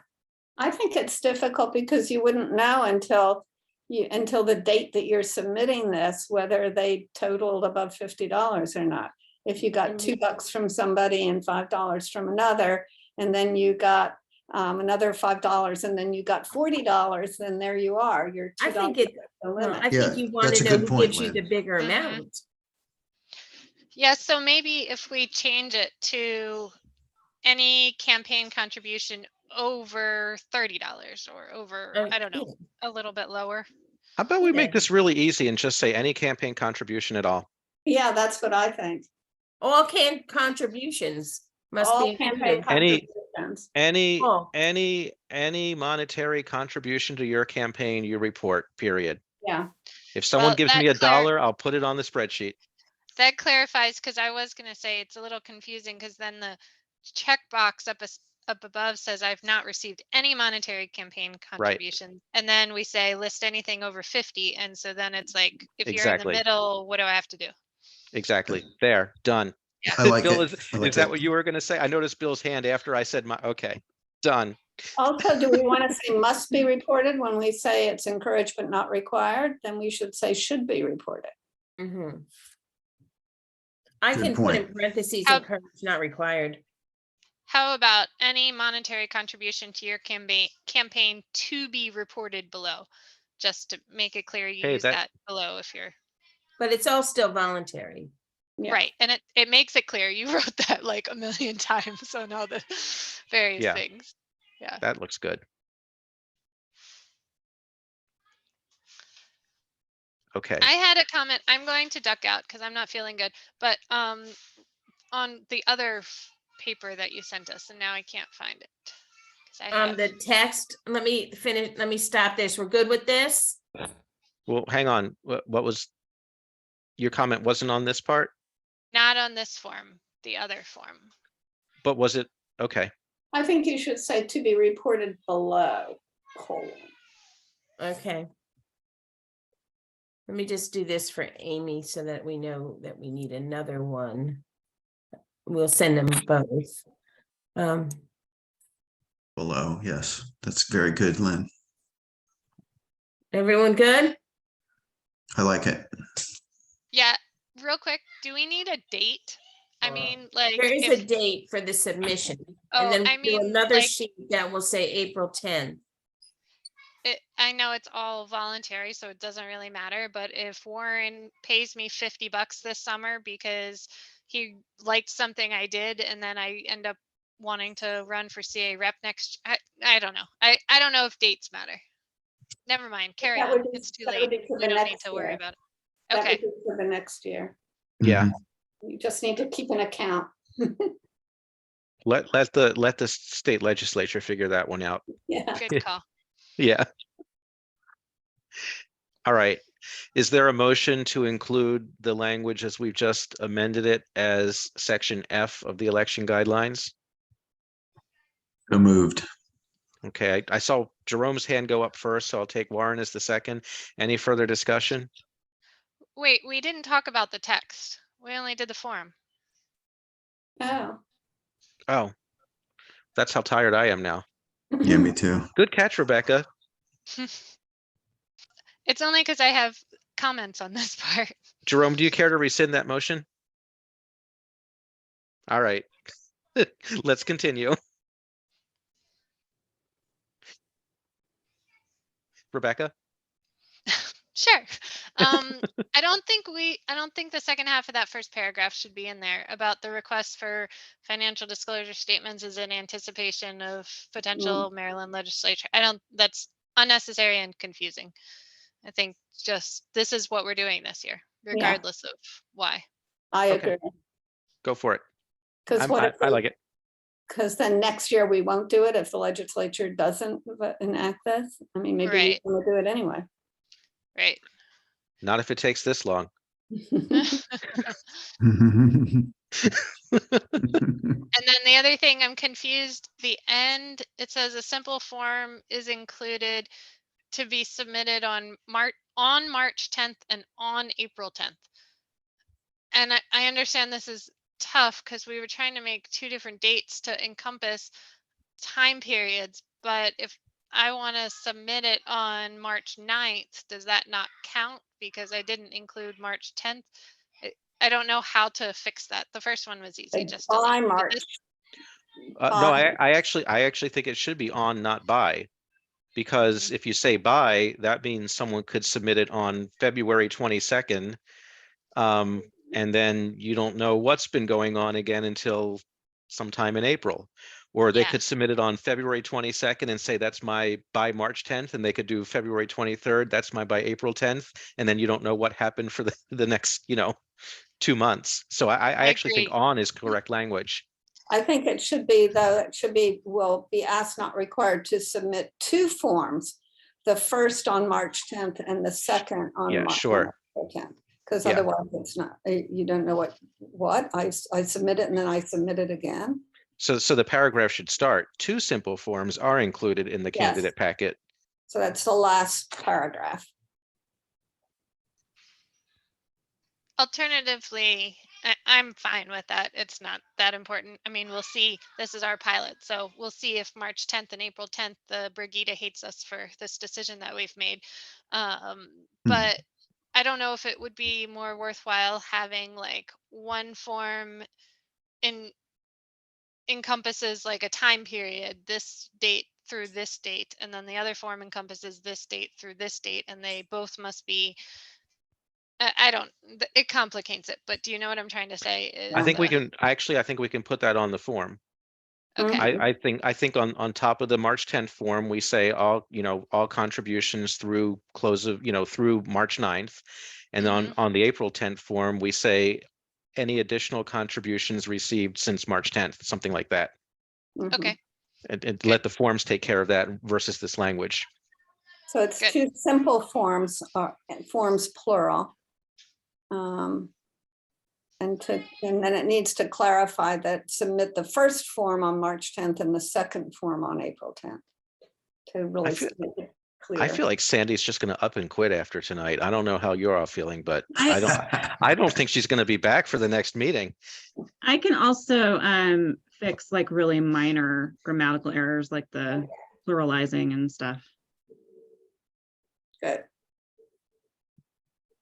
That would be good. Sandy's muted, whether she's cursing us out or she doesn't want to be muted. I don't know. I don't know. Anything else on that, Rebecca, or anyone else?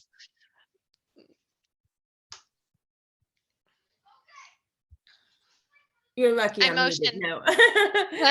What are we putting? What changes here again? I know we want the 10th and March 10th and April 10th. And then what else did you add to this while I was doing my other thing? So in right above the table in the bold where it says any monetary Yeah. contribution to your campaign to be reported below, Yeah. on the March 10th form, it should say any monetary contribution to your campaign received by March 10th to be reported below. Yeah. And then on the April 10th form, it should say any monetary contribution to your campaign received since the March 10th submission to be reported below. So I got that there. So we're done with this form. Amy gets on understands. Yeah, it goes, I think they want it to go down above the table. Okay. Well, I thought that what's highlighted is just your note to Amy to make a second form, right? Yeah, no, and then I put the other thing dated April by March 10th and April additional. That was just another one. So you want the submission dates to be down here. The thing about by March 10th and any additional will be on the April 10th. I think so, yeah. Yeah, because in the please check below, we already have, I have not received any monetary campaign contributions as of this date. Now we need to establish the dates by which you did receive contributions. You got that, Amy? Yeah, I got it. Okay, did you make changes to the other form now? No, what other form? This here.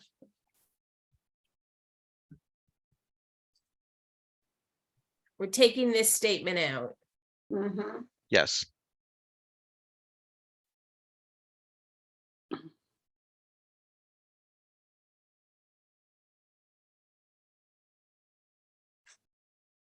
And then there was also, I mean, there's the grammatical stuff, but to submit the form first on March 10th and then on April 10th, I think, is what Lynn said. Yeah, and the second form, the first form on March 10th and the second form on April 10th.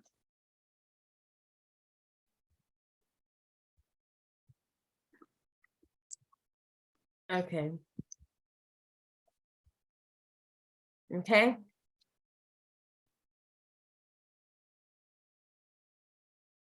Jerome, would you like to repeat your motion now?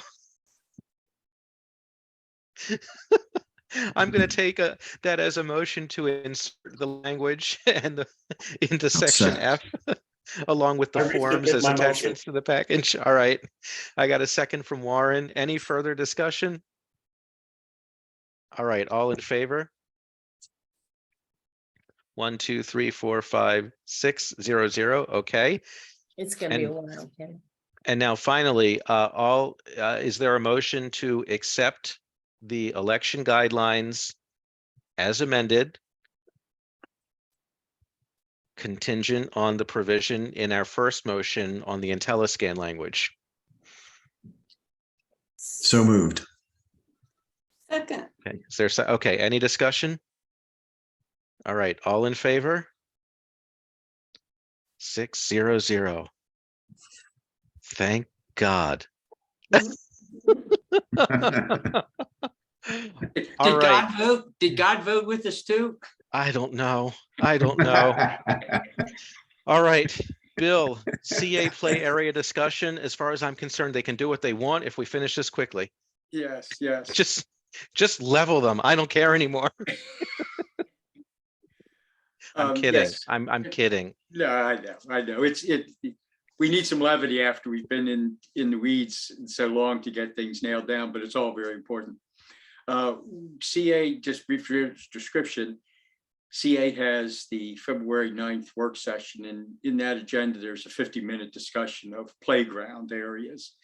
And what the Open Space Advisory Committee did last week was held a meeting to do a SWOT analysis, strengths, weaknesses, opportunities, and threats of the playground areas in Oakland Mills. We got an excellent listing.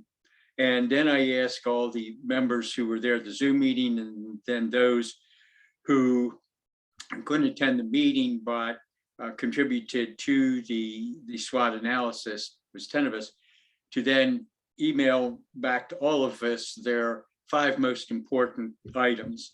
And that was done. And then Gary Whitty and I, as co-chairs, looked at all that data and talked about it and said, from a CA perspective, what would be most important? It would be most important to CA, the things that CA could do.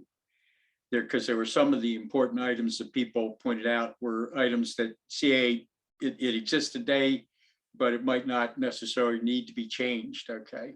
So we looked at the opportunities as areas where CA could change. And I then kind of, from talking with Gary, put together a lot of the ideas and to try to get it into 4 as recommendations that I felt that were representative of what the OSAC had come up with and that CA could do.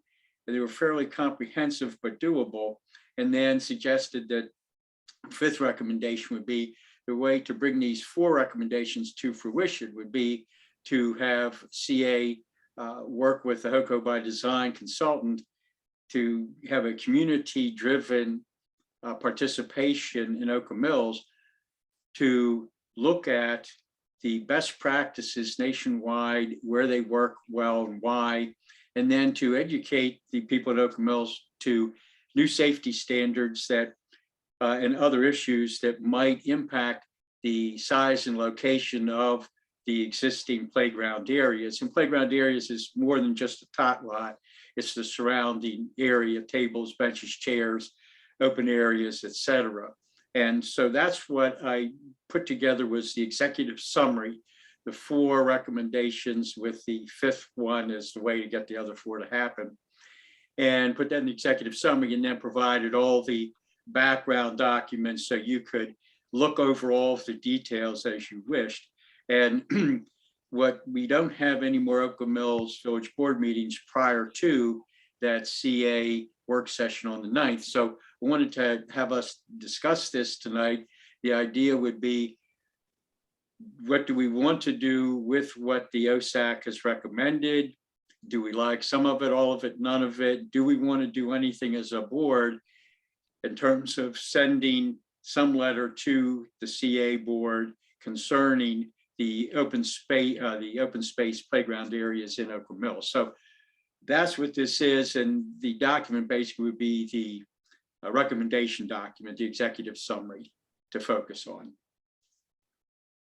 So Bill, I read all the documentation and I'm a very aversive learner. I can't just pick things up by reading. I need to see and hear your impression of Sandy. Oh, Yeah, okay. I'm kidding. Rebecca, go ahead. Okay. It was because I had Sandy's name and up here instead of Bill McCormack, it's too hard to change. So I was doing my Sandy imitation that way. FYI. Go ahead, Rebecca. I just wanted to thank Bill for running such a lovely meeting last week. I really liked his organization. And I am leaving, even though I keep saying that I am leaving now, but he did a great summary. And I'm happy to go to the CA meeting for resident speak out and present anything instead of just doing a letter, if you think that would be stronger and better for our case, Bill. It would certainly help. It would never hinder. And we could submit it electronically ahead of time, and then you could present it there at the work session, provided that the public is allowed to speak out at the work session. I'm not sure whether. Oh, it's a work session, not a No, meeting. they Got can have, there's residents speak out Yeah. before every meeting. So it's at the work session as well, but it's not like during that topic that will ask her any questions. It's at the beginning of the meeting. And you Okay. have to sign up in advance online on the CA website. Yes, so that, my opinion is, Rebecca, yes, that would be very helpful.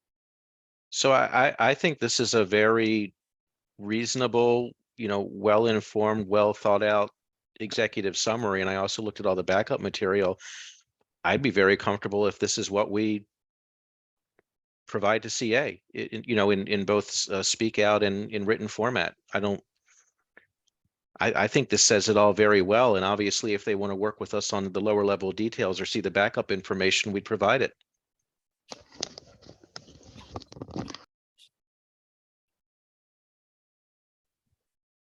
Other thoughts?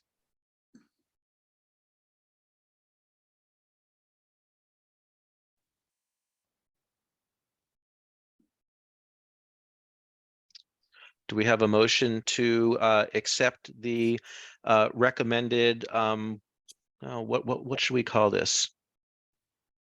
Yeah, do we have a motion to accept the recommendations of the Open Space Advisory Committee and bring them forth to CA?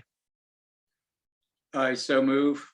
All right, I see a motion from Bill, a second from Jerome. Any further discussion? All in favor? 1, 2, 3, 4, 5, 6, 0, 0.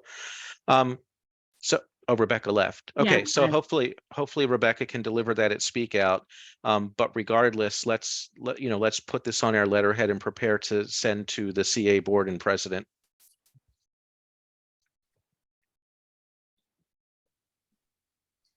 Fantastic. And Nice job, Bill and Gary and committee.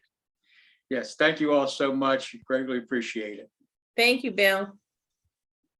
And one comment, as I was talking with Gary last night and then putting this together, I went back over all the documentation, the emails, everything.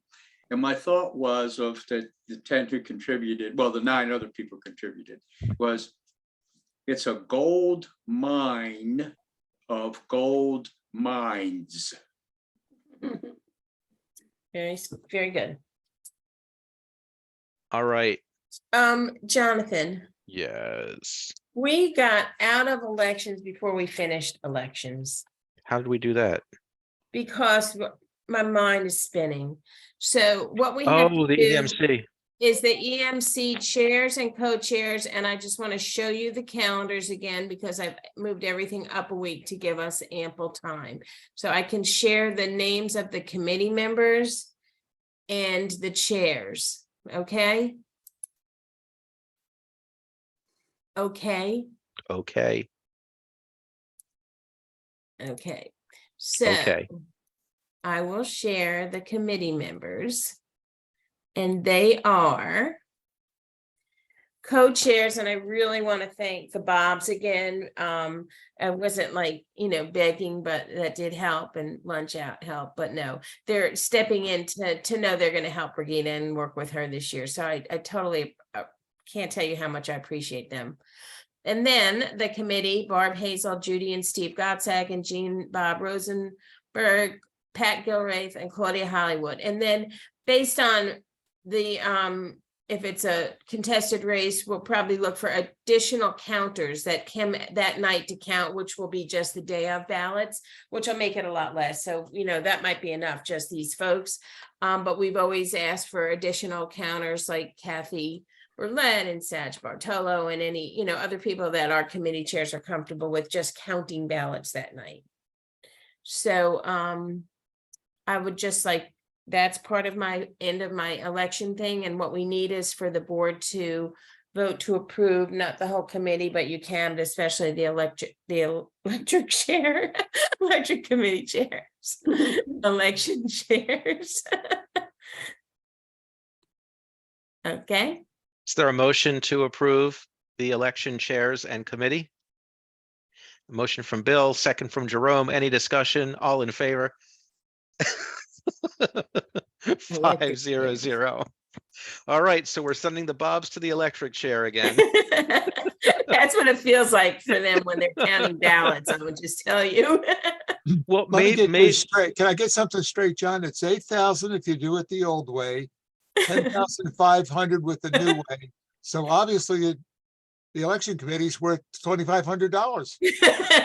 yeah, each. Yeah. Get a lunch out. That's the math. You Thanks got for it. this opportunity to I'll serve. tell you what. I'll tell you what, Bob. We'll give you a 12% raise over what we paid you last year. Thank you. Thank you. That's all I was looking for. Okay, in the calendar, quickly, the dates, this is the contested, they're similar up to a point for the non-contested. Tonight, we're doing all this.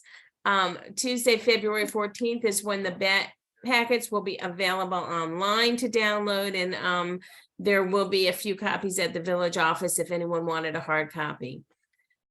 We have a virtual information session on Wednesday, February 22nd, and here's the link. February 16th, I found this on my own, not because it was given to us, that the CA information night for those running for the CA board, and there's a link to the event.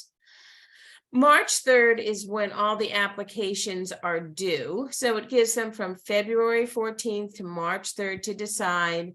March 6th, their statements are due. That gives Amy and Brigida between March 6th and probably about March 15th to get everything to either company for printing between April 1st and April 20th, by early April. The newsletter and ballots will be mailed April 1st to 20th. The covenant advisor will go to each property and issue either a letter of compliance or a letter of non-compliance. Tuesday, April 4th, we will have an election forum, and hopefully it can be a hybrid style, but you know, we have to make sure we can get that done and do it right, with a link to the forum. On Saturday, April 22nd is the voting at the other barn, and all ballots postmarked before April 21st and received by April 27th will be counted. Online voting will end April 21st at noon.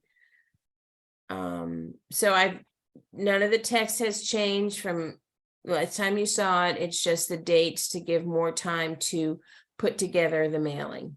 Do we need to put in our March 10th and April 10th financial reporting dates? dates? Go into another page. Isn't that part of the candidate package? It's in there. I can probably add, I've already made the margin smaller, Amy. What do you think? I can go up a space here. What's the font size? 12? We could probably go down to 11. All right. And then, yeah. We can also remove the graphic at the top. Yeah. And I'm just gonna put at the bottom, Amy, that we're gonna add financial form submission dates.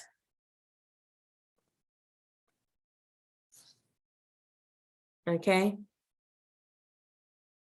And we'll add that to both contested and non-contested. Do we want it for non-contested? I guess so. Mm, I don't know. well, no, well, why would you have a campaign in a non-contested election? Right. We don't. Okay. Thank you. I mean, And that- that's where I might actually consider taking contributions. Like if someone just wants to pay me to run uncontested. But you won't know that till everything's due. True. I'm True. gonna stop sharing, so we're just Okay. gonna add those dates to it and it'll all fit on one page. Okay. Update calendar, okay. Thank you, so I don't know that you need to approve the calendar, but if you want to, you can. I can't remember what we've done. Let's just do it so we know it's done. Is there a motion to approve the calendar as amended? Motion from Bill. Is there a second? Second from Lynn. Discussion? All in favor of approving?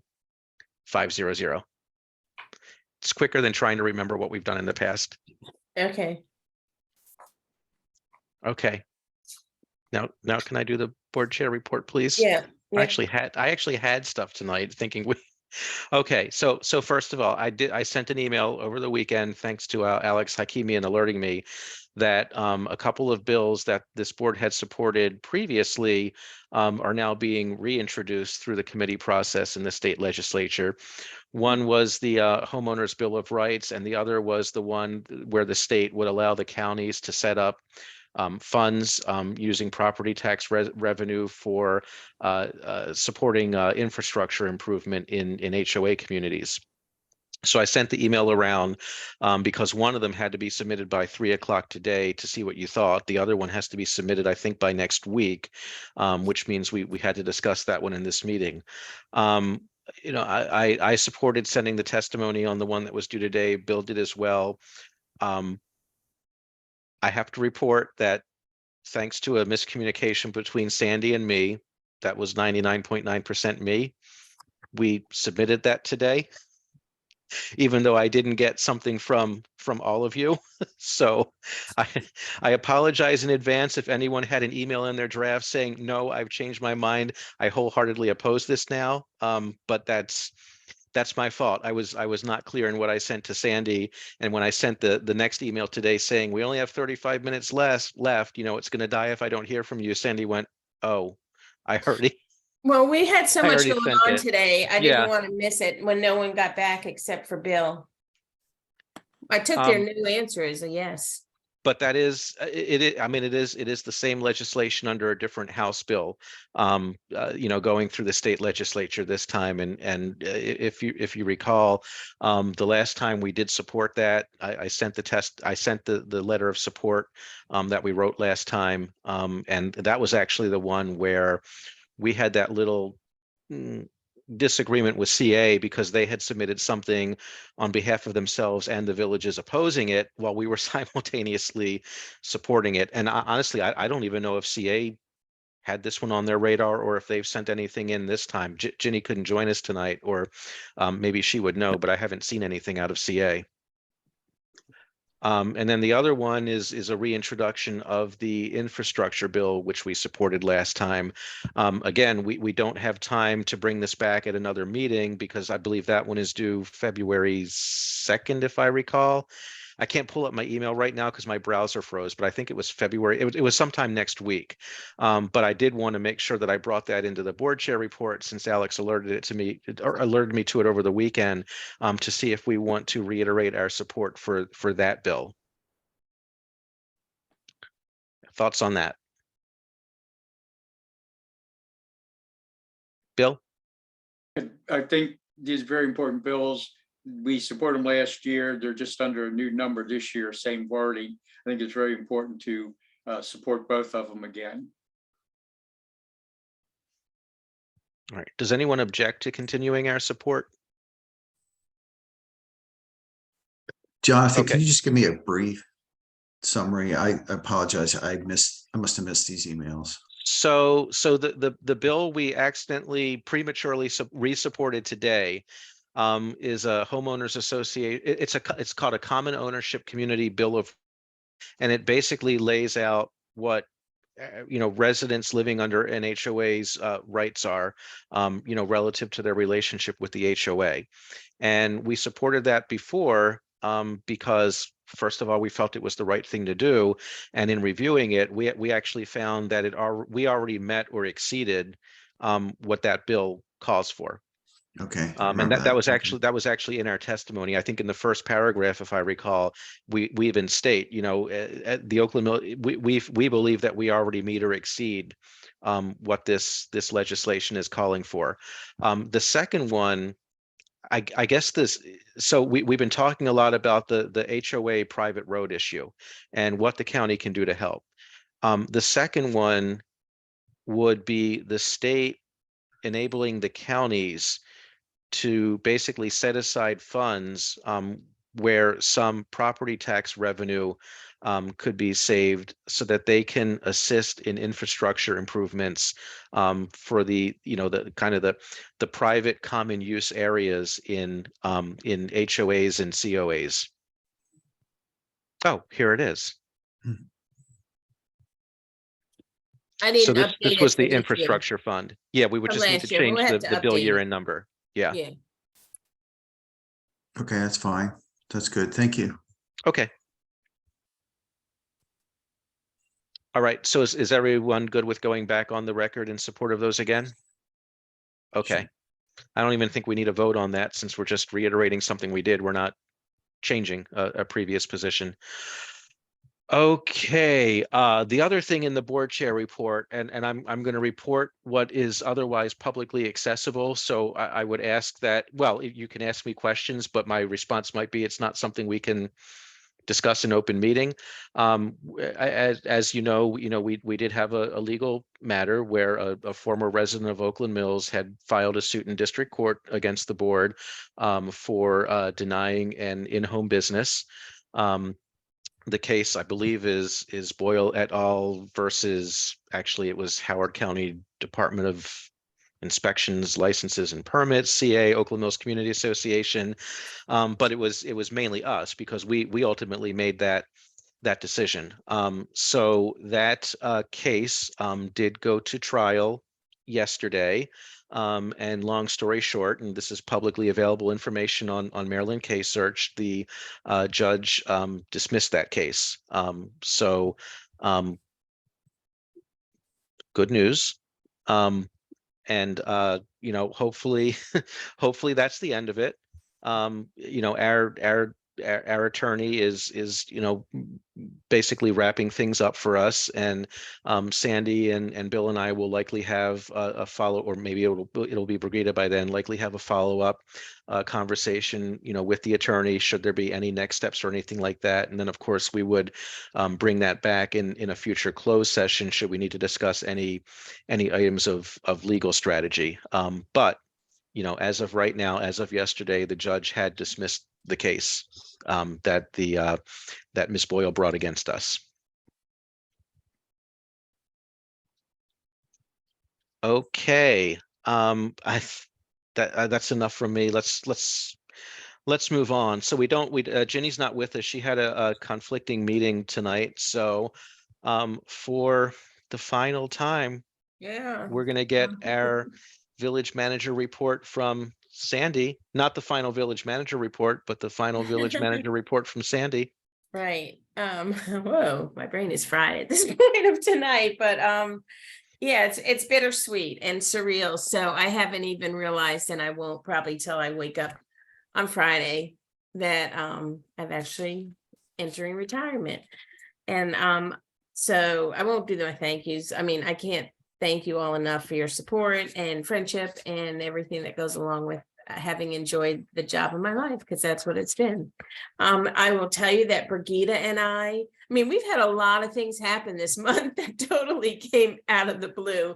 So no matter how I thought I would ease into ending and working with Brigida, I don't think I've ever been so busy as I have been in the past month. So thank you all for that.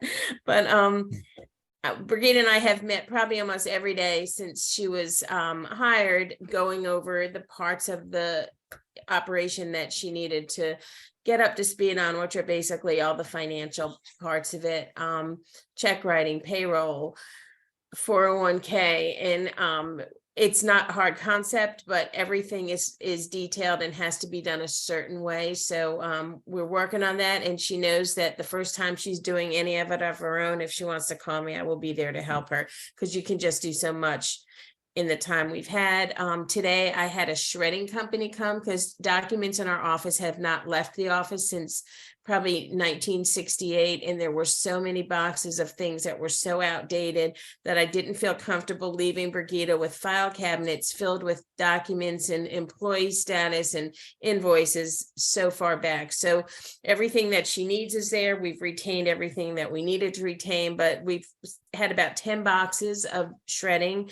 This great company came, they brought the big bin in the office today. They dumped everything in the bin, and I watched the truck shred it all. So that was a great thing. Today we also had the fireplace looked at. It hasn't been working, and it still doesn't. They have to send someone back. So it's pretty much been out of service, but you know what? That's fine, because with the cost of gas, we don't need the fireplace running this year. So we just have to make sure it's running safely. What else has happened? I mean, a lot of work went into this, to the legal case. So, it's just been really busy, and I have a to-do list really long for tomorrow and Thursday, but then I am actually stepping away. So, I think Brigida will just really take over and do great. And Amy has been a great source of help to her. So they're a team going into the elections and pretty much everything else. And we are looking for a facility coordinator, rental coordinator. And if anyone has anyone that you think might be interested in a really nice job, please send them our way. So that's it. I'm signing off, but I'm still around. I'm not going anywhere, and I'm basically still on the Oakland Mills payroll to April. So there will be times when Brigida needs me, then I'm absolutely going to be there. So goodbye. Brigida, you want to say something?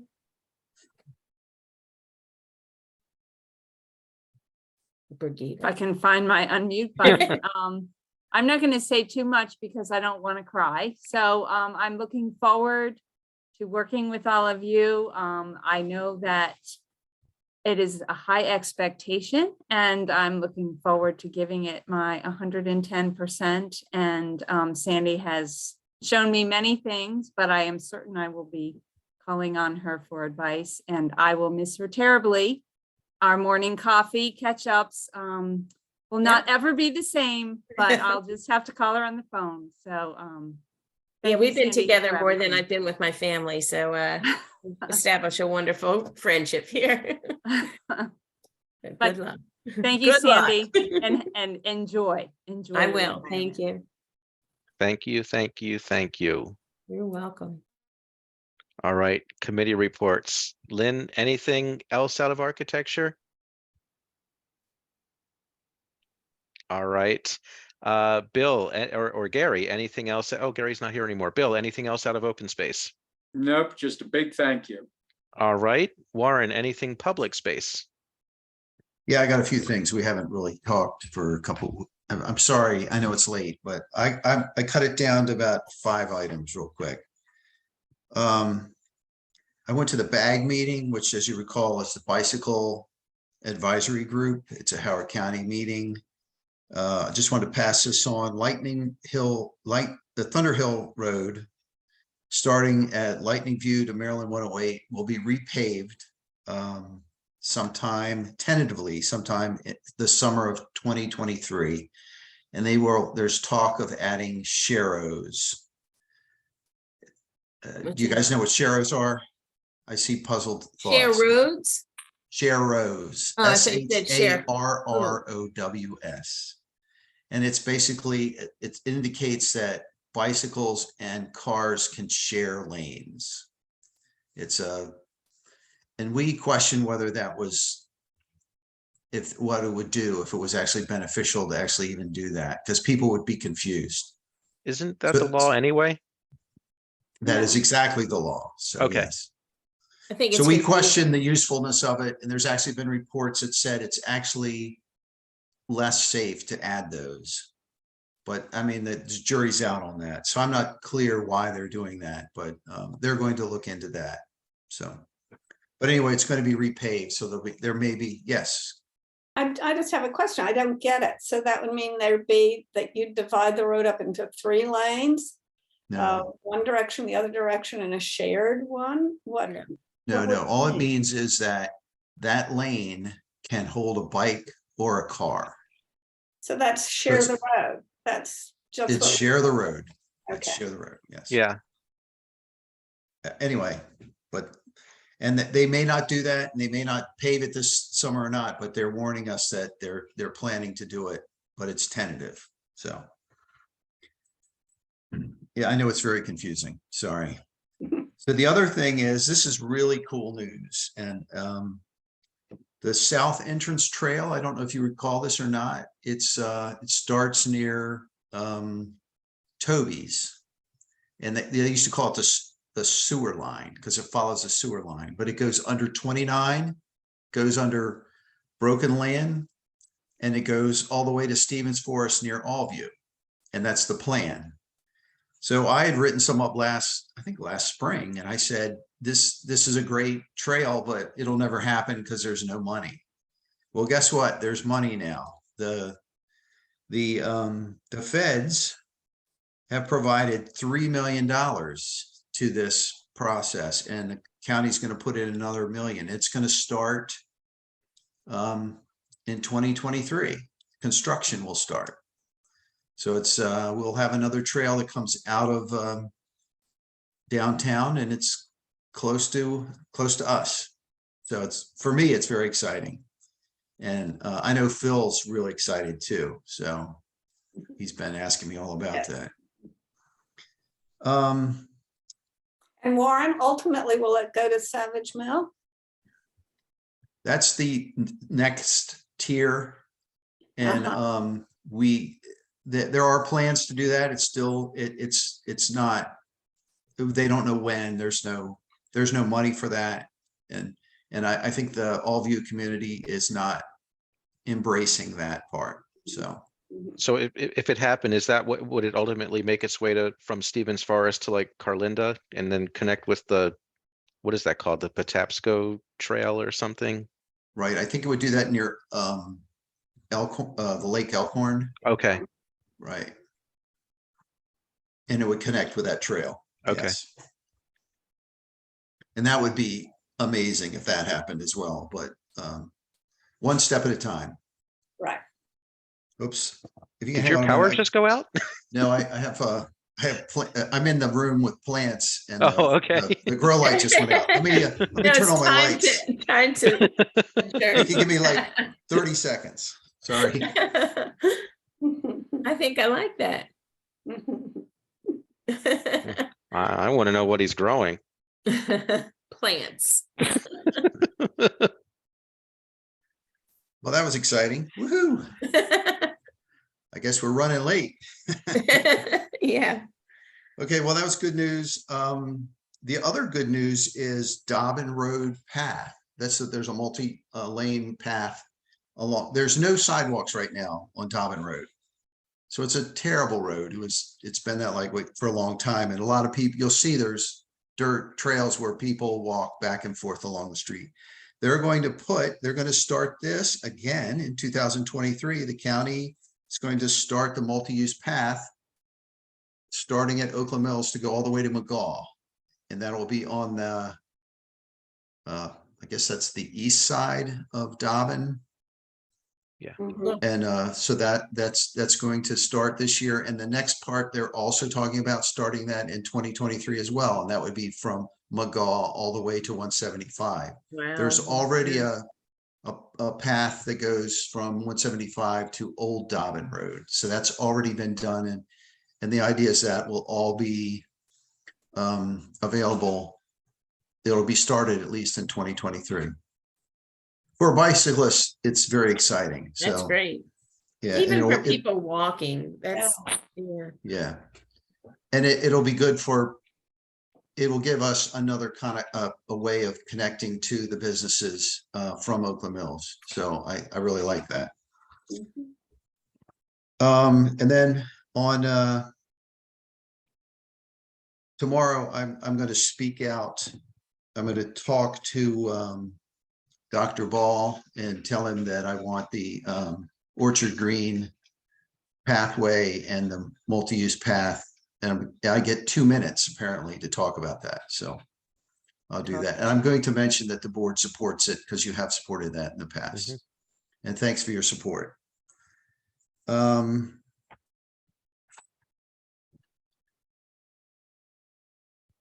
there'll be a active, the last thing, there'll be an active transportation open house at the Elkridge Library, and it's on the day that we're having our next scheduled public space meeting. So we'll have them both coincide. So we'll have them at the library, and but we'll have it as a hybrid. So if someone's bringing a laptop, so if anybody wants to call in, they can do that as well. That's mostly for Amy and Brigida, I guess, or whoever's the manager then. Make sure you can do it from any laptop, because I think I'm not sure if it recognizes your computer or not to get into Zoom. Amy, I don't know. It's just something to think about. Oh, okay. That's a good point. And that was public space meeting, right? Not open. This is public space, right? That's very confusing. Everyone's confused, even people on the public space meeting. And so that's it. Thank you. All right. Thank you, Warren. Education real quick. The committee did meet for an abridged meeting tonight before the architecture meeting. So it was only a 25-minute meeting. We just went through some dates, which are actually unknown dates in the capital budget process. Because there will be another county executive hearing. Eventually there will be a council hearing, and then sometime in April, the board would have to adopt the capital budget, which is, you know, usually important to us, but especially important this year because this is the adoption of the fiscal 24 capital budget, and this is the budget that would start the renovations on Oakland Mills Middle. So we don't have any of those dates yet. I've reached out to a member of the Board of Education to let me know as soon as they know which Board of Education meeting will be the hearing for the final adoption of the capital budget. The county executive second citizens hearing is usually in March, and then there will be a council hearing. So we just discuss those dates to start planning for the future and making sure that we kind of get the community encouraged to speak up again.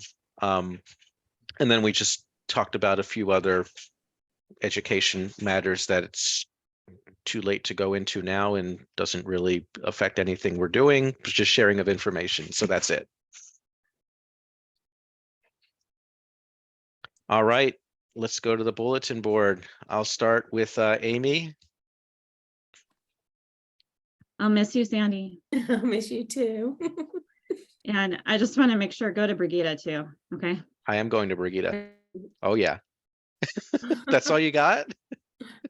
Yeah, she just All right. miss me. That's all she. Sandy, I'll miss you. Go to Brigida. Brigida? I just wanted to remind everybody that this Sunday, a special thank you to Sandy at the other barn between 3 and 5. Hope to see you guys there. Just wanted to send out that reminder. And of course, Sandy, it's unspoken. I'll miss you too. All right, Warren. Good luck, Sandy. Thank you. I'm gonna see take you, your advice and do nothing for a year. I doubt that you will do that, but I strongly recommend it. But I listen to you. I'll see you Sunday. Yeah, thank you. Jerome. You're mute. No, he's not. Yeah, we're not. Yeah, he unmuted, but we can't hear him. I don't know. You know ASL? No. Mm-mm. No. Oh, well.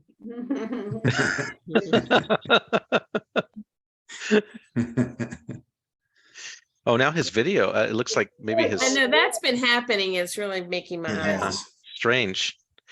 All right, well, maybe if Jerome can get back, we'll call back on him. But Lynn? Yeah, well, I too will miss Sandy and Yeah, I'll me see you too. on Sunday. But I also wanted to say that last Tuesday, I went via Zoom to the interfaith meeting on what they were doing with open space and the greening of the Interfaith Center. And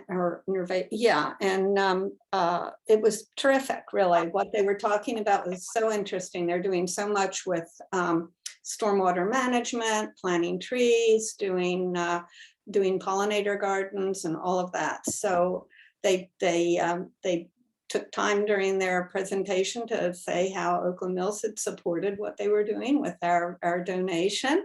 And they gave a call out for Yards Alive.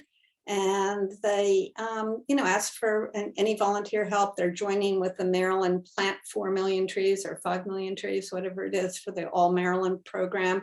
They're taking part in that and asked for any help that people would do, that they're applying for more grants for that and need help with planting the trees. But I just encourage you, it was really, follow up with it. It was really interesting. And they have the people who are involved with it, who are kind of running the green team and something called interfaith people for the Chesapeake.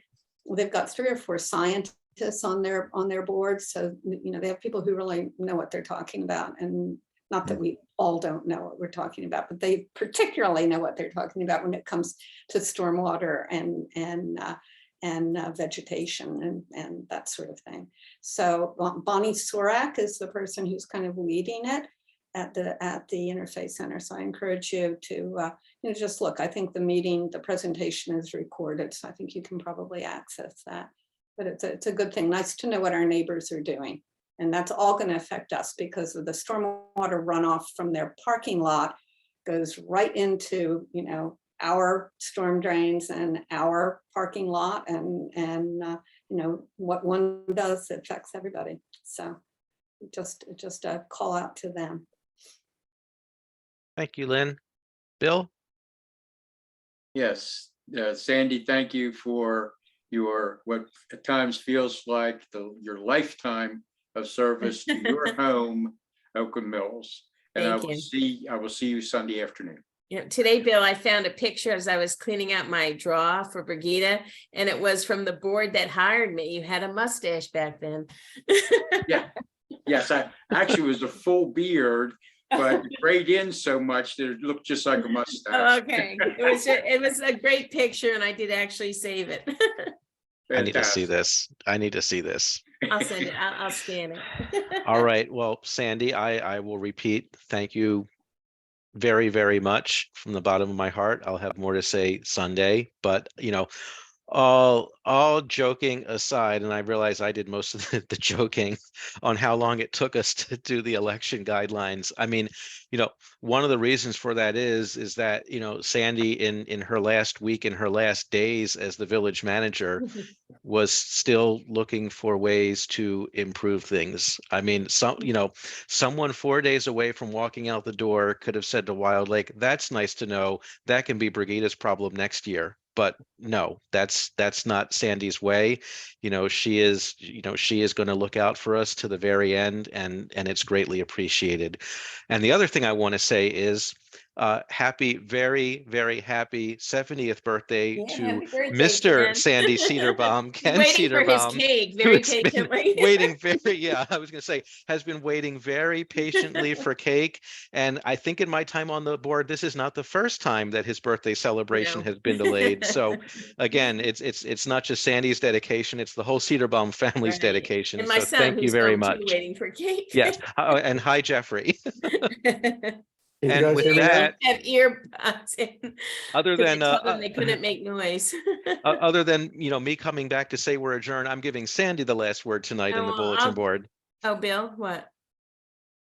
Jerome is now, I could hear him. Let's go to Jerome. Yes, I just want to say happy retirement, Sandy. It's been Thank good you. working with you, and I wish you That's all the great. best. Thank you. And I'll be brief because I could say so much, but I just will say thank you. And I will miss you, but I know I'll see you because you know me. I mean, I'm really gonna go cold turkey Thursday afternoon from emails and all the other things, but please keep in touch with me. You've texted me all along, so I don't want to miss that communication with you. And just thank you. I've loved it. And the Bobs are there and they've been a part of my journey for 20 years. And so we've established a great friendship. So thank you, Bob and the other Bob. And thank you to everyone. It's been wonderful. And I will miss you all terribly. So thank you. And with that, we are adjourned. Thank you. Bye. Au revoir. See you later. I'm going to end. Goodbye, everybody. Jonathan, Amy, birthday cake time.